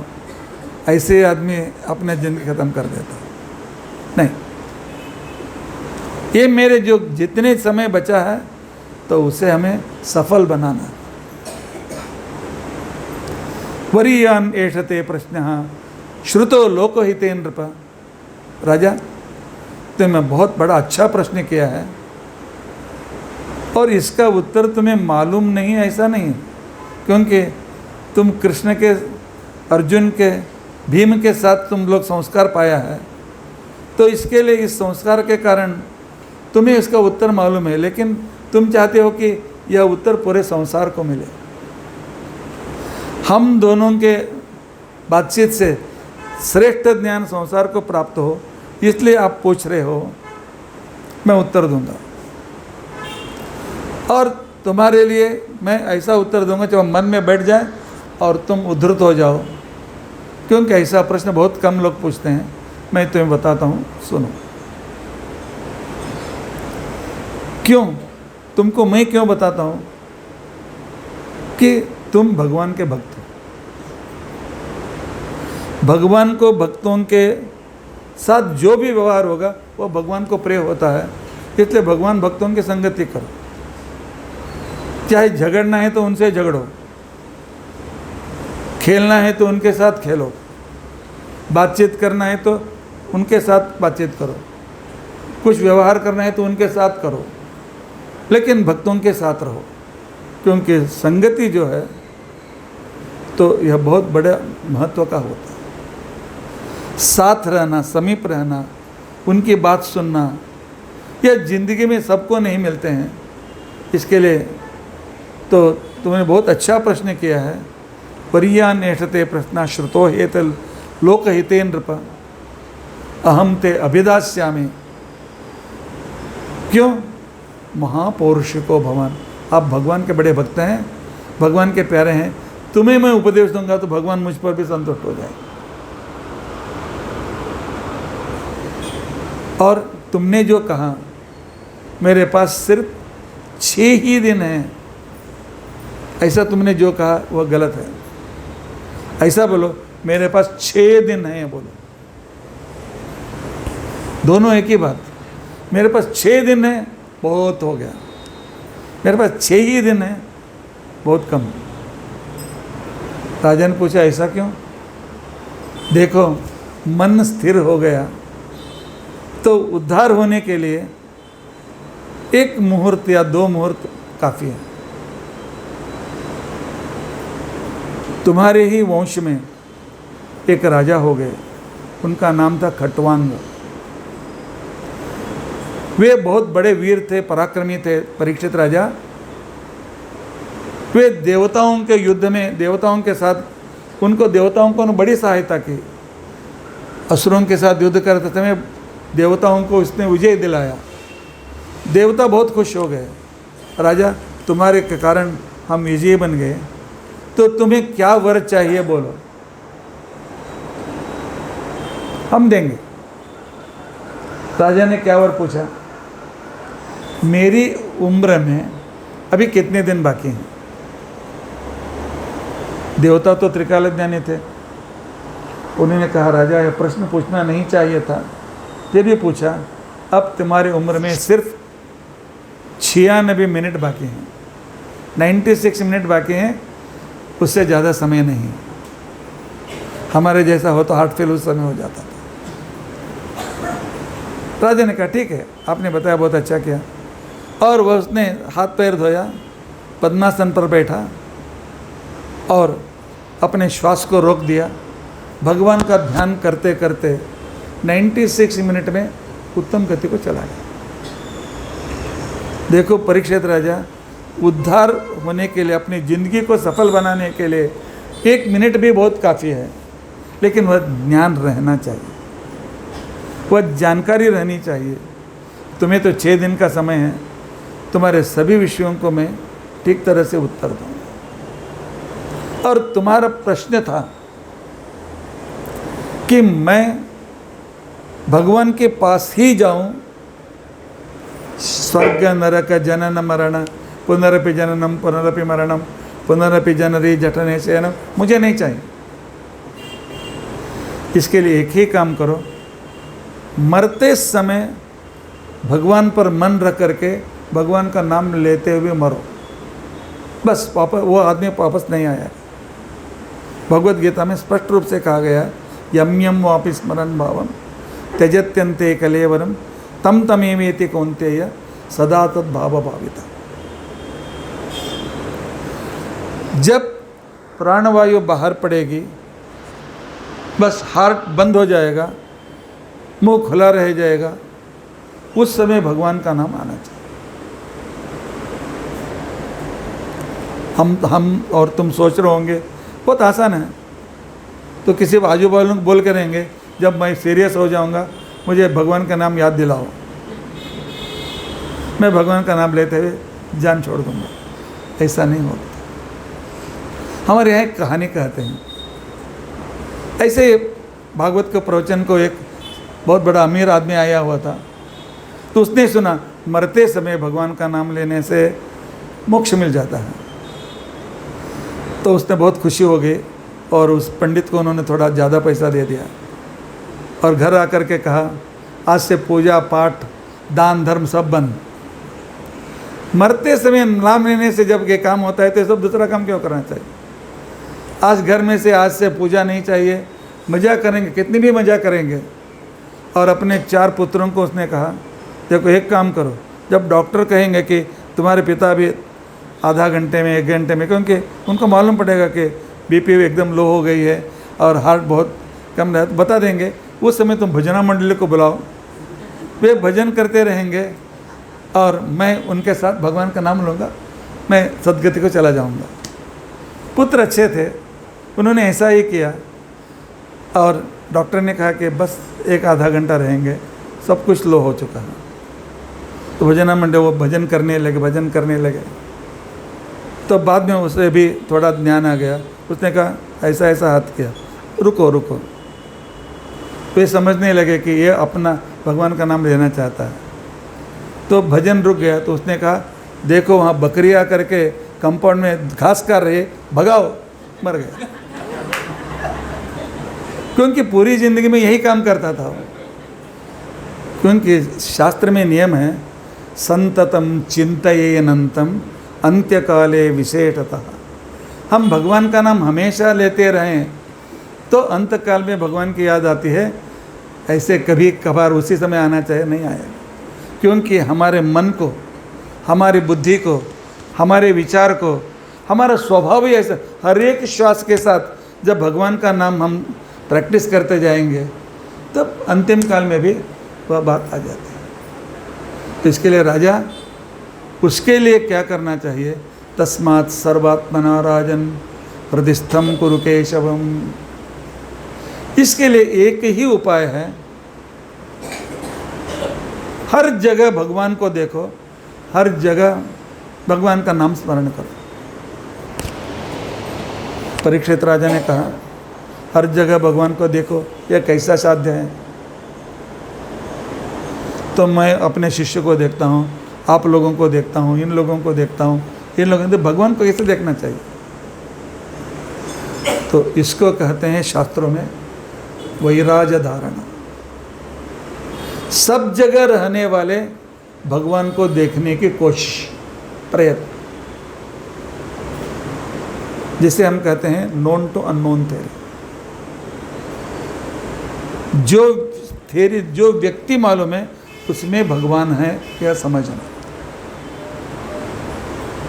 इसमें भी भगवान है, आप में भी भगवान है, उनमें भी भगवान है, इनमें भी भगवान है, और प्राणियों में भगवान है, कुत्ते में भी भगवान है, सब जगह भगवान है, सब जगह। क्योंकि उनका व्यवहार चल रहा है, आप मुझे देख रहे हैं, मेरी बात सुन रहे हैं, भगवान ने अपनी शक्ति दी है, आपके अंदर भगवान बैठा हुआ। भगवान के बिना इस संसार में कोई भी वस्तु नहीं। एक कण में भी भगवान है, एक इस कपड़े में भी भगवान है, और यहाँ के एक एटम में भी भगवान है। इसे बार बार सुन करके समझने की कोशिश करनी चाहिए। इसको वैराग्य धारणा बोलते हैं। इसके लिए परीक्षित राजा कहते हैं देखो, ये पूरा विश्व जो है, 14 लोक का जो विश्व है, हम भूलोक में रहते हैं।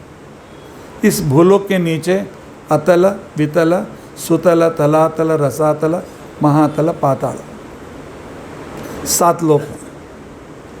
और भूलोक, भुवरलोक, सुवरलोक, महोलोक, जनोलोक, तपोलोक, सत्यलोक, ऊपर 6 लोक, बीच में हम। इसी को भगवान का एक रूप समझ लो, विश्वव्यापी रूप, विश्व रूप। यह पूरा संसार ही भगवान। बहुत अच्छे तो विस्तार रूप से वर्णन करते हैं शुकाचार्य जी। जो पाताल है भगवान का पदतल समझ लो, भगवान के पैर के नीचे का पदतल है, वो भगवान का पदतल समझ लो। और उसके बाद रसातल महातल है, भगवान के 2 पैर समझ लो। सुतल तलातल को भगवान के टांग समझ लो, 2 टांग समझ लो। अतल वितल भगवान के 2 गोद के पैर समझ लो। और भूलोक भगवान के नाभि समझ लो। हम समझ लो भगवान के नाभि, जैसे ब्रह्मा जी हम भी भगवान के नाभि में रह रहे हैं। और भूवर लोक एटमॉस्फेयर जो है उसे भगवान का पेट समझ लो। सुवर लोक जहाँ पर सूर्य नक्षत्र आदि रहते हैं तो उसको तो भगवान की छाती समझ लो। उसके ऊपर दिखाई नहीं देते, कल्पना करो महर लोक जनो लोक, उसके कंठ और उसका मुख, सत्य लोक भगवान का सिर है। इतना बड़ा भगवान का रूप। रोज एक बार बैठ करके आंख बंद करके कल्पना करो, इतना सर्वत्र व्याप्त जो भगवत गीता में विश्व रूप दिखाया, उसका एक कल्पना, बाद में आप अध्ययन करेंगे तो एक पूरे भगवान को देखना शुरू करो। तो जब पूरा विश्व ही भगवान का एक आकृति, भगवान की एक आकृति है, तब ये जो बादल दिखाई देते हैं, आजकल तो बादल बहुत दिखाई देते हैं, भगवान के केशपाश, भगवान के तो बाल हैं ऐसा समझो। मेघ को, बादल को देखते ही भगवान का बादल, भगवान के केश का हमें याद होनी चाहिए। सूरज और चांद भगवान के 2 आंखें हैं। सूरज तो रोज देख सकते हैं, सूरज को देखते हैं, हाँ भगवान का आंख में देख रहा हूँ। एक तरह से समझ लो, इसे ब्रेन वॉशिंग समझो, या इसको भगवान को सर्वत्र देखने का अभ्यास समझो। और नक्षत्र दिखाई दे रहे हैं, भगवान मंदहास कर रहा है, उसके दंत पंक्तियाँ, भगवान के दांत पंक्तियों के नक्षत्र को उनके दंत पंक्ति के रूप में देखो। जब पर्वतों को देखोगे तो भगवान का स्केलेटन, उसकी हड्डियाँ ऐसा समझ लो। जब बहती हुई नदियाँ देखते हो, भगवान के शरीर में रहने वाले नर्व सिस्टम है ऐसा समझ लो। और जब पेड़ को देखते हो, भगवान के शरीर में रहने वाले रोम समझ लो। और जब तुम्हारे माता पिता को देखते हो, लक्ष्मी नारायण ऐसा समझ लो। क्योंकि मेरे लिए जन्म देने वाले वही हैं, मेरी सृष्टि करने वाले हैं। माता पिता को भी लक्ष्मी नारायण को देखना शुरू करो। पिताजी को देखते ही नारायण की याद आनी चाहिए, माँ को देखते ही लक्ष्मी की याद आना चाहिए। उसी का अभ्यास करने के बाद जो भी पुरुष दिखाई देंगे उसमें नारायण को देखो, जो भी स्त्री दिखाई देगी उसमें लक्ष्मी को देखो। और मैं तो आरसे के सामने खड़े होकर, दर्पण के सामने अपना मुंह देखूंगा तो मेरे अंदर का भगवान मुझे दिखाई दे रहा है, समझ लो। अपने को भी स्वयं नारायण समझ लो। और मेरी पत्नी को देखूंगा तो वहाँ लक्ष्मी को समझो। और मेरे पुत्र को देखूंगा तो भगवान के पुत्र वायु, ब्रह्मा, शंकर हैं। अपने बच्चों में शंकरों को देखो, अपनी पुत्रियों में पार्वती, भारती, सरस्वती को देखो।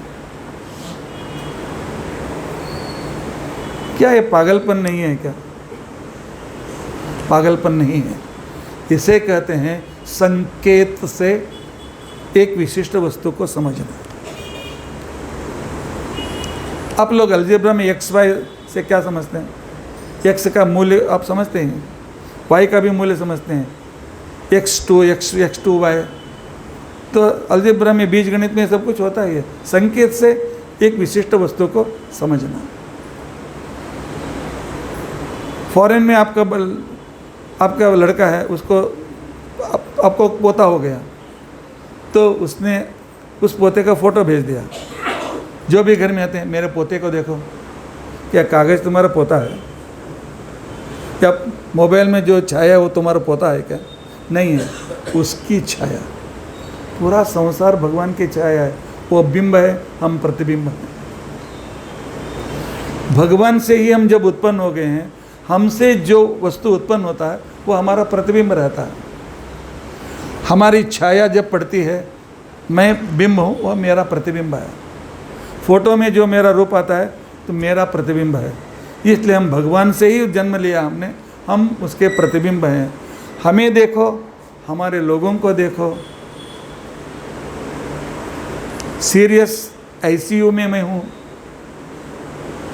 और श्वास चलना बंद हो गया, सामने वाले डॉक्टर को धन्वंतरी समझो, नर्सों को धन्वंतरी के भगवान के परिवार वाले समझ लो।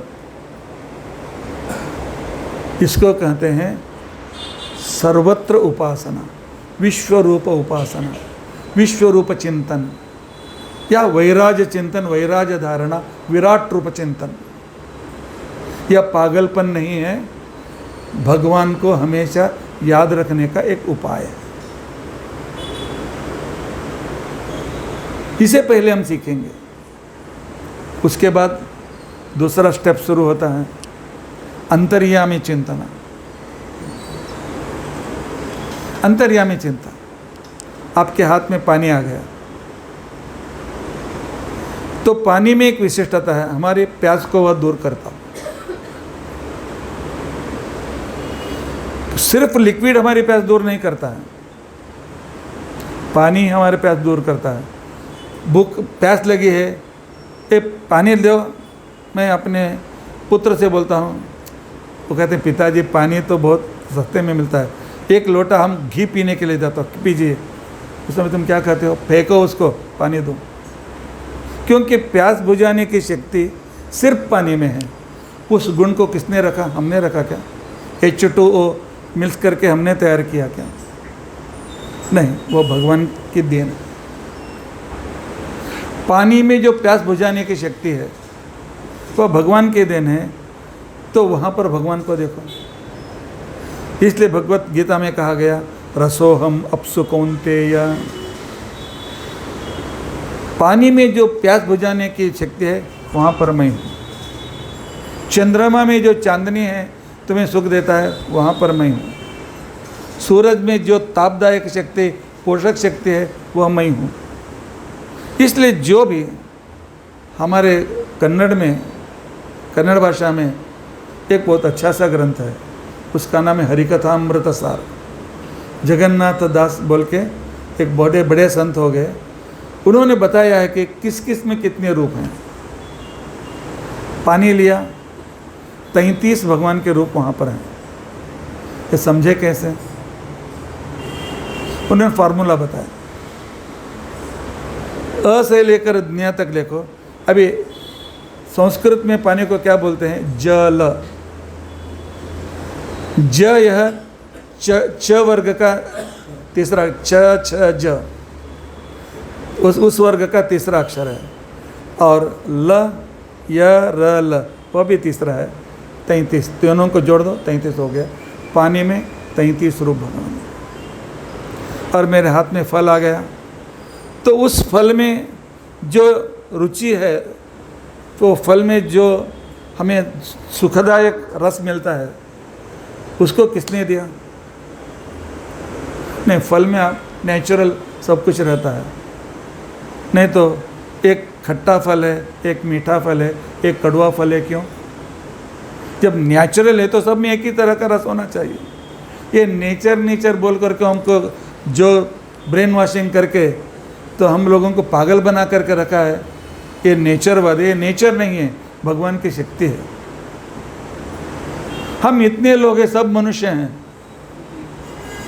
लेकिन एक पुरुष है, एक स्त्री है। लेकिन समझ हम सबको एक तरह दो, एक के जैसे दूसरा का रिसेंबल मुख है क्या? देखो, इतने लोग हैं, सब मनुष्य हैं, लेकिन हर एक का मुख अलग, उनका लक्षण अलग और उनका स्वभाव अलग। और यह नेचर नहीं हो सकता है। नेचर हमेशा एक ही तरह का फूल देता है। गुलाब में गुलाबी फूल आते हैं, उसमें चमेली के फूल नहीं आते हैं। आम के पेड़ में अंगूर नहीं आते हैं, आम ही आते हैं, क्योंकि उनको सोच करने की शक्ति नहीं है। भगवान ने जो शक्ति दी अभिव्यक्त करते हैं।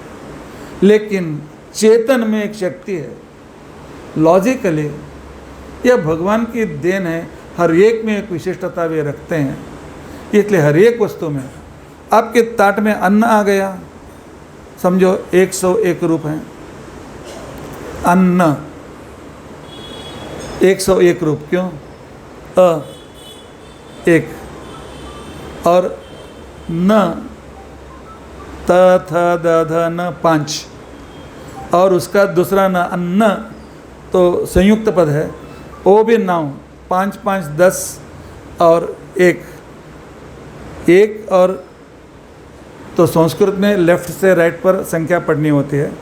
1 और 10 लिखो, 101। यह बहुत अच्छा फार्मूला है, उसके लिए अलग अध्ययन करना पड़ता है। हर एक वस्तु में कितने भगवान के रूप हैं। तो जो भी रूप आए, जो भी खाओ, वहाँ पर भगवान को देखो। पानी पियो, भगवान को देखो। अपने बच्चे से खेलो, वहाँ पर कृष्ण को देखो, बाल कृष्ण को देखो। किसी युवक को बगा तो युवक कंस को मारने वाले युवक कृष्ण को देखो। किसी प्रौढ़ व्यक्ति को देखा, गीतोपदेश देने वाले प्रौढ़ श्री कृष्ण को देखो। अर्थात परीक्षित, भगवान को देखने का सर्वत्र सब वस्तुओं में देखने का अभ्यास हम जैसे करते जाएंगे, अभ्यास हो जाएगा। अभ्यास होने के बाद हम, एक का नाम है सुरेश, एक का नाम है रमेश, एक का नाम है दूसरा, लेकिन हम कहते हैं वो कुलकर्णी है, ये पै है, ये दूसरा है। हम तो उनके नाम, तो उनका नाम पै नहीं है, उनका सरनेम है, लेकिन उस नाम से हम पहचानते हैं। उसी तरह हर एक वस्तु में भगवान को जब पहचानना शुरू करेंगे तो उस वस्तु के साथ भगवान को भी पहचानना हम शुरू करेंगे। इसके लिए परीक्षित पहले विश्व रूप अर्थात वैराज विराट रूप, और दूसरा अंतर्यामी रूप, और तीसरा समय हुआ है और 5 मिनट लेता हूँ। जब भी आपको समय मिले, आंख बंद करके बैठ जाओ और भगवान का सुंदर रूप, कृष्ण का रूप हो या राम का रूप हो या नारायण का रूप हो या वासुदेव का रूप हो, अपने सामने लेके आए। इसे रूप चिंतन कहते हैं। भागवत में कहते हैं कि प्रातः स्मरण, जब उठो, आंख खुले, बिस्तर पर बैठो, आंख बंद करके सोचो, संचिंतयेत् भगवतश्चरणारविंदम वज्रांकुशध्वज सरोरुहलांछनाढ्यम उत्तुंग रक्त विलसन नखचक्रवाल ज्योत्स्नाभिराहतमहत् हृदयांधकारम। भागवत के 3 स्कंद का यह श्लोक। सबसे पहले भगवान का पदतल का चिंतन करो। भगवान के पैर के नीचे का जो भाग है पदतल, वह गुलाबी रंग का है, क्योंकि अत्यंत कोमल पद है, और उसमें ध्वज का चिन्ह है, वज्र का चिन्ह है, और कमल का चिन्ह है, अंकुश का चिन्ह है। ये 4 चिन्ह भगवान के पैरों में है। कुछ दिनों तक वही अभ्यास करो।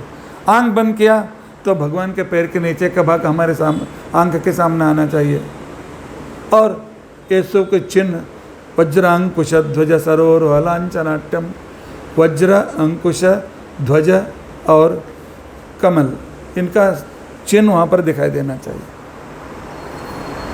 और बाद में भगवान का पैर, भगवान सिंहासन पर बैठे हैं और नीचे एक पीठ है, उस पाद पीठ, उसके ऊपर उन्होंने पैर रखा है, और भगवान का वर्ण है मेघश्याम,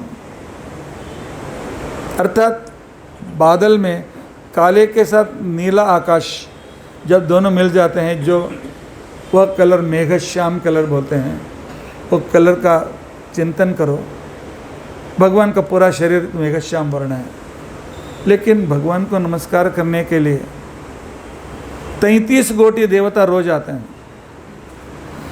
भगवान पैर उस पर रख करके बैठा है, और एक आदमी देवता आ गए, नमस्कार किया, उनका किरीट उस पैर पीठ से घर्षित हो गया तो उससे 2-4 सोने के कण निकले। कौन का किरीट भी सोना, पादपीठ भी सोना, सोने के 2-4 कण उठ गए, भगवान के पैर पर गिर गए। ऐसे अनेक देवताओं के नमस्कार करते करते तो भगवान को दोनों पैर सुवर्ण के कणों से भर गए हैं, सोने के जैसे दिखाई दे रहे हैं भगवान का दोनों पैर। उसका दर्शन आपको करना है तो सुबह शाम आकाश की ओर देखो, नीला आकाश, उसके पर सूर्य के सोने के किरण, भगवान का पैरों का दर्शन, भगवान का पैरों की कल्पना कीजिए। और उसके बाद भगवान का, उसको हिंदी में क्या कहते मुझे याद नहीं है, ज्वाइंट, पैर और पादों का जो ज्वाइंट होता है, हाँ नहीं उसको क्या बोलते हैं, मुझे वो शब्द नहीं लिखा, आप समझ लीजिए, एंकल, हाँ उसका स्मरण करो। वो कितना शक्तिशाली होगा, पूरे शरीर का वजन वो एंकल धारण करता है, उस पर अवलंबित है। वहाँ पर कुछ लूज हो गया, चलना भी भारी हो जाता है। लेकिन भगवान पर कितना भार है आप जानते हैं? पूरे विश्व का भार जो है, तो शेष नाग अर्थात संकर्षण अपने सिर पर रखा हुआ है। पूरा विश्व शेष नाग के सिर पर है। और शेष नाग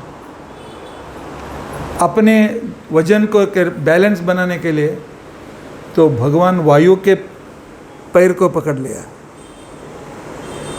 उसका पूरा भार वायु के पैर पर है। वायु ने क्या किया, अपना बैलेंस बनाने के लिए महालक्ष्मी के पैर पकड़ लिया, और महालक्ष्मी ने क्या किया, अपने बैलेंस बनाने के लिए भगवान को पैर पकड़ लिया। अर्थात लक्ष्मी का भार, वायुदेव का भार और उसके बाद शेषनाग का भार, पूरे विश्व का भार भगवान के दोनों एंकल धारण किया आराम से। ऐसे शक्तिशाली हैं हमारा भगवान। जिंदगी में कितने समस्या आते हैं आपको, जितना भी भार हो भगवान की शरण में जाओ, उसको कोई भार नहीं है, उद्धार कर दे। तो उस पर विश्वास रखेंगे, वे हमारा धारण करेंगे। क्या है गुरुजी कुछ कथा बोलते हो, साइंस के युग में कैसे मानना चाहिए? शेषनाग, उसके ऊपर पृथ्वी है, कैसे हो सकते हैं? पृथ्वी तो आकाश में है, पूरे सोलर सिस्टम में पृथ्वी है, सूर्य है, चंद्र है, किसी शेषनाग के सिर पर तो नहीं है। एक कथा आज को कैसे माने, हम तो अंधविश्वासी नहीं है। शेष का नाम है संकर्षण। संकर्षण का मतलब क्या है? Gravitation force. सम्यक कर्षति, पूरे सिर्फ पृथ्वी को नहीं, आकाश, सूर्य को, चंद्र को और मंगल, बुध, गुरु, शुक्र, सबको ग्रेविटेशन, हर एक का एक ग्रेविटेशन एरिया है और पूरा ग्रेविटेशन पृथ्वी में है। संकर्षण, न्यूटन के द्वारा हमको ग्रेविटेशन फोर्स का मालूम नहीं हुआ, उससे पहले हजारों साल पहले भागवत में कहा है संकर्षण। आपने कभी देखा चंद्र जाकर के सूर्य से एक्सीडेंट हुआ, सूर्य आकर के पृथ्वी को कभी मारा नहीं, क्योंकि भगवान अपने संकर्षण शक्ति से उन सबको एक विशिष्ट क्रांत वृत्त में रखा है। इसके लिए भागवत का अध्ययन करने के लिए बैठना चाहिए, सब तरह से सोचना चाहिए। भागवत में एक भी अंधविश्वास नहीं है। भागवतों की कथा में नो सुपरस्टिशन, नो 1%, -1000% सुपरस्टिशन नहीं है। Everything is scientific. हर ये में एक विशिष्ट रूप से उसका आपको रीज़न मिलेगा, विदाउट रीज़न कुछ भी नहीं है। लेकिन उस दृष्टि से अध्ययन करना बहुत आवश्यक है, ठीक है। और उसके बाद भगवान के तो पैर के ऊपर का भाग अर्थात जानु से नीचे, जानु के नीचे का जो भाग है, स्नायु गट बहुत अच्छी तरह से फिट होना जो बहुत ज़रूरी है। जितने तक वहाँ पर वो फिट है और यह जॉइंट ठीक है, हम भाग सकते हैं। जब वहाँ के नर्व्स लूज हो गए तो हम चलने में भी कठिनाई होती है। लेकिन भगवान का वह जानू कितना समर्थ होगा। वह दिन था, धर्मराज द्यूत में सब कुछ हार गया और दुर्योधन ने कहा द्रौपदी को लेके आओ। कर्ण ने कहा उसका साड़ी निकाल दो। दुशासन उसको साड़ी खींच रहा है। द्रौपदी अपनी मान की रक्षा के लिए दोनों हाथ ऐसे रख करके, नहीं, कंधे के नीचे मेरा कपड़ा नहीं आना चाहिए, मेरी मर्यादा नहीं जानी चाहिए, पकड़ के रखिए। बाद में सोचा मैं कितना समय पकड़ सकती हूँ, वो तो मुझसे बहुत शक्तिशाली है। उसने कहा जब भगवान रक्षा करने वाले हैं तो मैं क्या सोचूं। उसने कहा कृष्ण, हे कृष्ण द्वारकावासिन क्वासी यासी, आप कहाँ हैं, आइए मेरी रक्षा कीजिए। दोनों हाथ उसने छोड़ दिए। वो नीचे आने के लिए कितना टाइम लगता है, लेकिन उसके अंदर भगवान भाग कर आए और अक्षय वस्त्र दिया। और भगवान के जानू का स्मरण करते समय भगवान जिस वेग से आप द्रौपदी के पास भाग कर आए, मेरे पास भी आए। गजेंद्र का अंतिम क्षण, अभी सरेंडर होना है मगरमच्छ को, फिर भी उसने कहा भगवान विष्णु आइए मेरी रक्षा कीजिए, भगवान नारायण नमोस्तुते। एक सेकेंड, फ्रैक्शन ऑफ सेकेंड में भगवान आए और गजेंद्र का संरक्षण किया। हम भी भक्ति से पुकारेंगे तो भगवान भाग करके आए। इसलिए किसी ने कहा, लोग कहते हैं भगवान आते नहीं, तो द्रौपदी के जैसे बुलाते क्यों नहीं। द्रौपदी के जैसे बुलाओ, भगवान आ जाएंगे। इसके लिए भगवान का आंख बंद करके भगवान के उन टहनी के नीचे के भाग, जानू भाग को चेते के समय एक कथा याद आनी चाहिए, भगवान भी मेरे पुकार पर आएंगे, मेरी रक्षा करेंगे। तो इस तरह विश्वास रखिए। उसके बाद भगवान का गोद, भगवान के नाभि के नीचे का जो गोद का भाग है उसका स्मरण करो। हम सब भगवान के बच्चे हैं, हम सब भगवान के गोद में ही हैं, क्योंकि भगवान को हमने कह दिया कि त्वमेव माता च पिता त्वमेव, आप ही मेरे माता हैं, आप ही मेरे पिता हैं।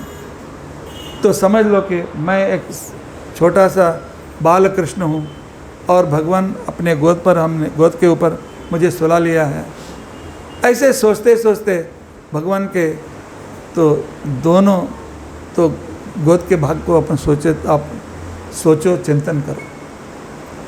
जिसे हम संस्कृत में ऊरु बोलते हैं, ऊरु का भाग का चिंतन करो। बाद में भगवान की कटी, भगवान ने अपने कटी में करघनी बांधी हुई है। छोटे बच्चों को हम जैसे बांधते हैं, उड़दार कन्नड़ में बोलते हैं, तो उस करघनी कृष्ण भगवान ने बांध लिया है। और वह करघनी कैसे है, वह सोने की है और उसमें छोटी छोटी घंटियाँ बंद हुई हैं। जब भगवान, कोई भक्त आता है, भगवान आओ आओ ऐसा कहकर अपना शरीर हिलाता है। हिलाते समय उसके करघनियों के झन झन झन आवाज़ सुनाई देती है। आंख बंद करके भगवान के कटी में रहने वाले उस आवरण का याद करते हुए मुझे वह ध्वनि सुनाई दे रही है, ऐसे अनुभव करने की कोशिश करो। उसके बाद भगवान की नाभि, जिस नाभि से कमल की उत्पत्ति हो गई और कमल के ऊपर भगवान ब्रह्मा जी की उत्पत्ति हो गई, उस नाभि कितना तो आड़, उसमें कितने नीचे तक वह फैला होगा, उसकी कल्पना आप कीजिए। और भगवान के नाभि और उसमें एक कमल का तो और निकला हुआ है और उस पर कमल वहाँ पर विकसित है और वहाँ पर ब्रह्मा जी है, उसकी कल्पना करो। उस तरह भगवान के नाभि का स्मरण करो। और उसके बाद भगवान का पेट का स्मरण करो। भगवान अत्यंत सुंदर हैं। भगवान के पेट में 3 अपने आप विभाग पड़े हुए हो गए हैं। हमारे जैसे पेट फूला हुआ नहीं भगवान का, बहुत सुंदर है। तो वहाँ पर अपने आप चमड़े 3 जगह पर फैला हुआ है। सत्वगुण, रजोगुण, तमोगुण को लांघ करके हम भगवान के पास जाएंगे। उसके बाद भगवान की छाती का स्मरण करो। भगवान के छाती के दाहिने भाग में एक चिन्ह है, सफ़ेद चिन्ह, वही महालक्ष्मी का स्थान है, उसे श्रीवत्स बोलते हैं। और भगवान के विशाल छाती का स्मरण करो। अत्यंत धष्टपुष्ट वह छाती है। अनेक लोगों ने भगवान को मारने के लिए, असुरों ने कितने भी आयुध फेंक दिया, लेकिन वो खरोंच भी नहीं आया भगवान के शरीर पर। बाद में भगवान की भुजाओं का स्मरण करो, उनमें कितनी शक्ति है। कल्पना करो, जब समुद्र मंथन, असुर और सुर, देवताओं लोग, असुर लोग समुद्र मंथन कर रहे थे, कुछ समय के बाद वे थक गए और हमसे नहीं होता है, जो कर सो गए बस। तब देवता लोगों ने भगवान का स्मरण किया। तब भगवान वहाँ पर श्रीकर के रूप में वहाँ पर आए। आकर के उन्होंने स्वयं उस समुद्र का, उस पर्वत का समुद्र मंथन करने लगे। वह समुद्र मंथन देवता, हजारों लाखों देवताओं से नहीं हुआ, लाखों असुरों से नहीं हुआ, सिर्फ भगवान उसका समुद्र मंथन करते हैं। कितना बलिष्ठ होगा उनकी भुजाएं। वैसा भगवान हमारा रक्षण नहीं कर सकते हैं क्या? अवश्य रक्षण करते हैं। और उन भुजाओं से ऊपर के 2 हाथ, नीचे के 2 हाथ, 4 हाथ चतुर्भुजाएं। एक में चक्र है, दूसरे में शंख है, तीसरे में गदा है, तीसरे में, चौथे में कमल है। और भगवान हमारी रक्षा के लिए हमेशा तैयार हैं। और उसके बाद भगवान का कंठ, भगवान का गला, गले में भी एक नेकलेस है, एक मणि है। वो मणि ब्रह्मा जी का आवास स्थान है, उसे कौस्तुभ, उसका नाम है। कौस्तुभ मणि से भगवान अलंकृत हैं। उसके बाद भगवान का मुख, भगवान के मुख में, भगवान के कानों में मगर के आकार के मकर कुंडल हैं। मगर के आकार के कुंडल हैं, वे हिलते हैं। और भगवान का मुंह का कलर है मेघश्याम। जब कोई भक्त आते हैं तो भगवान कहते हैं आओ आओ, ऐसा मुंह हिलाते हैं तो उनके कान के जो मकर कुंडल हैं, उसमें जो हीरे का प्रकाश है, उनके गले में ऐसे आते जाता रहता है। उसके गले में वह प्रकाश दिखाई देता है, जैसे बादलों के बीच में जब बिजली चमकती है, उस तरह भगवान का गला, भगवान के कपोल हमें दिखाई देते हैं। भगवान के वे होठ स्वाभाविक लाल हैं, लिपस्टिक गिस्टिक नहीं लगाए हैं। स्वाभाविक अत्यंत सुंदर पतले लाल उन होठों का चिंतन करो। और मंदहास, दांत पूरा नहीं दिखाई देते हैं, लेकिन बीच में तो जब हंसने का थोड़ा सा दिखाई देते हैं, मानो जूहे के फूल के जो कलियां हैं उनको जोड़ करके रख दिया हो, ऐसे सुंदर दंत पंक्ति। और उसके बाद उसके नाक का स्मरण करो, जो चंपा फूल से के कली से भी बहुत स्ट्रेट है और आगे की ओर आया हो, अत्यंत सुंदर नासिका। और भगवान की दोनों आँखें हमें दया की दृष्टि से, करुणा से देख रहे हैं। करुणा का प्रवाह, अमृत प्रवाह रहा है, उसमें हम नहा लेंगे। उसका स्मरण करके भगवान हम पर करुणा इसी तरह करते ही रहिए। और उसके बाद भगवान के दोनों भौवें जो स्वयं वक्र हैं, अत्यंत सुंदर है, जिनको देखकर विश्वकर्मा ने तो धनुष्य की रचना की थी। और भगवान का वह भाल प्रदेश कस्तूरी तिलक है। और कह रहा है कि क्यों तुम सोचते हो मैं हूँ ना, क्यों दुखी हो जाते हो, क्या तुम्हारी कठिनाई, मेरे सामने कुछ भी नहीं है। उत्तिष्ठत, जागृत, उठो, जागर हो जाओ, मेरा स्मरण करो, मैं तुम्हारे लिए हमेशा तुम्हारा उद्धार करने के लिए तैयार हूँ। ऐसे कहने वाले भगवान के बाल को देखो। और भगवान के बाल करली हेयर हैं, स्वाभाविक हैं, कोई कुछ लगा करके नहीं किया गया है। वो कैसे दिखाई दे रहे हैं? भगवान का मुंह कमल के जैसा और उसके बाल उसके भौरों के जैसे, मुंह के चारों ओर भौरे घूम रहे हों, ऐसे उसके घुंघराले बाल और उसके ऊपर सुंदर किरीट, अत्यंत अद्भुत किरीट जहाँ पर लक्ष्मी का भी निवास है। ऐसे भगवान का स्मरण सुबह उठते ही अपने बिस्तर पर बैठ कर के करो। भगवान के ध्यान से दिन का आरंभ होना चाहिए। जितना सुंदर ध्यान करोगे उतना आपका मन भी सुंदर होगा। जितना सुंदर आकृति का ध्यान करेंगे आपकी बुद्धि भी सुंदर हो जाएगी, हमारा दिन भी मंगलकर हो जाएगा। यह रूप चिंतन कहीं भी कर सकते हैं। घर में अकेले बैठे हैं, भगवान का सुंदर रूप जैसे जैसे हम स्मरण करते करते अभ्यास हो जाएगा, आंख मूंदते ही वो रूप में हमारे सामने आ जाएगा। रोज भगवान का दर्शन कर सकते हैं। इसलिए परीक्षित राजा, या तो पूरे विश्व में भगवान को देखो, या तो हर एक वस्तु में भगवान को देखो, या तो सुंदर रूप अपने आंखों के सामने आकर के देखो। बस इसका अभ्यास हो गया, अंतिम क्षण में यही रूप तुम्हारे सामने आएगा और तुम भगवान के चरणों में शाश्वत रूप से जाकर के बैठ जाओगे।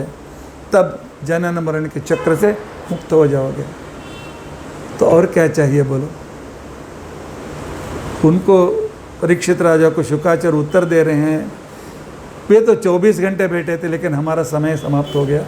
आगे का विचार हम कल देखने की कोशिश करेंगे। भगवान के वर्णन में 15-20 मिनट ज़्यादा हो गए, लेकिन टॉपिक पूरा करना है, इसलिए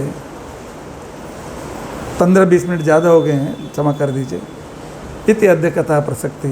हरे राम राम राम हरे हरे, हरे कृष्णा कृष्ण कृष्ण हरे हरे, हरे राम राम राम हरे हरे, हरे कृष्णा कृष्ण कृष्ण हरे हरे, हरे राम राम राम हरे हरे, हरे कृष्णा कृष्ण कृष्ण।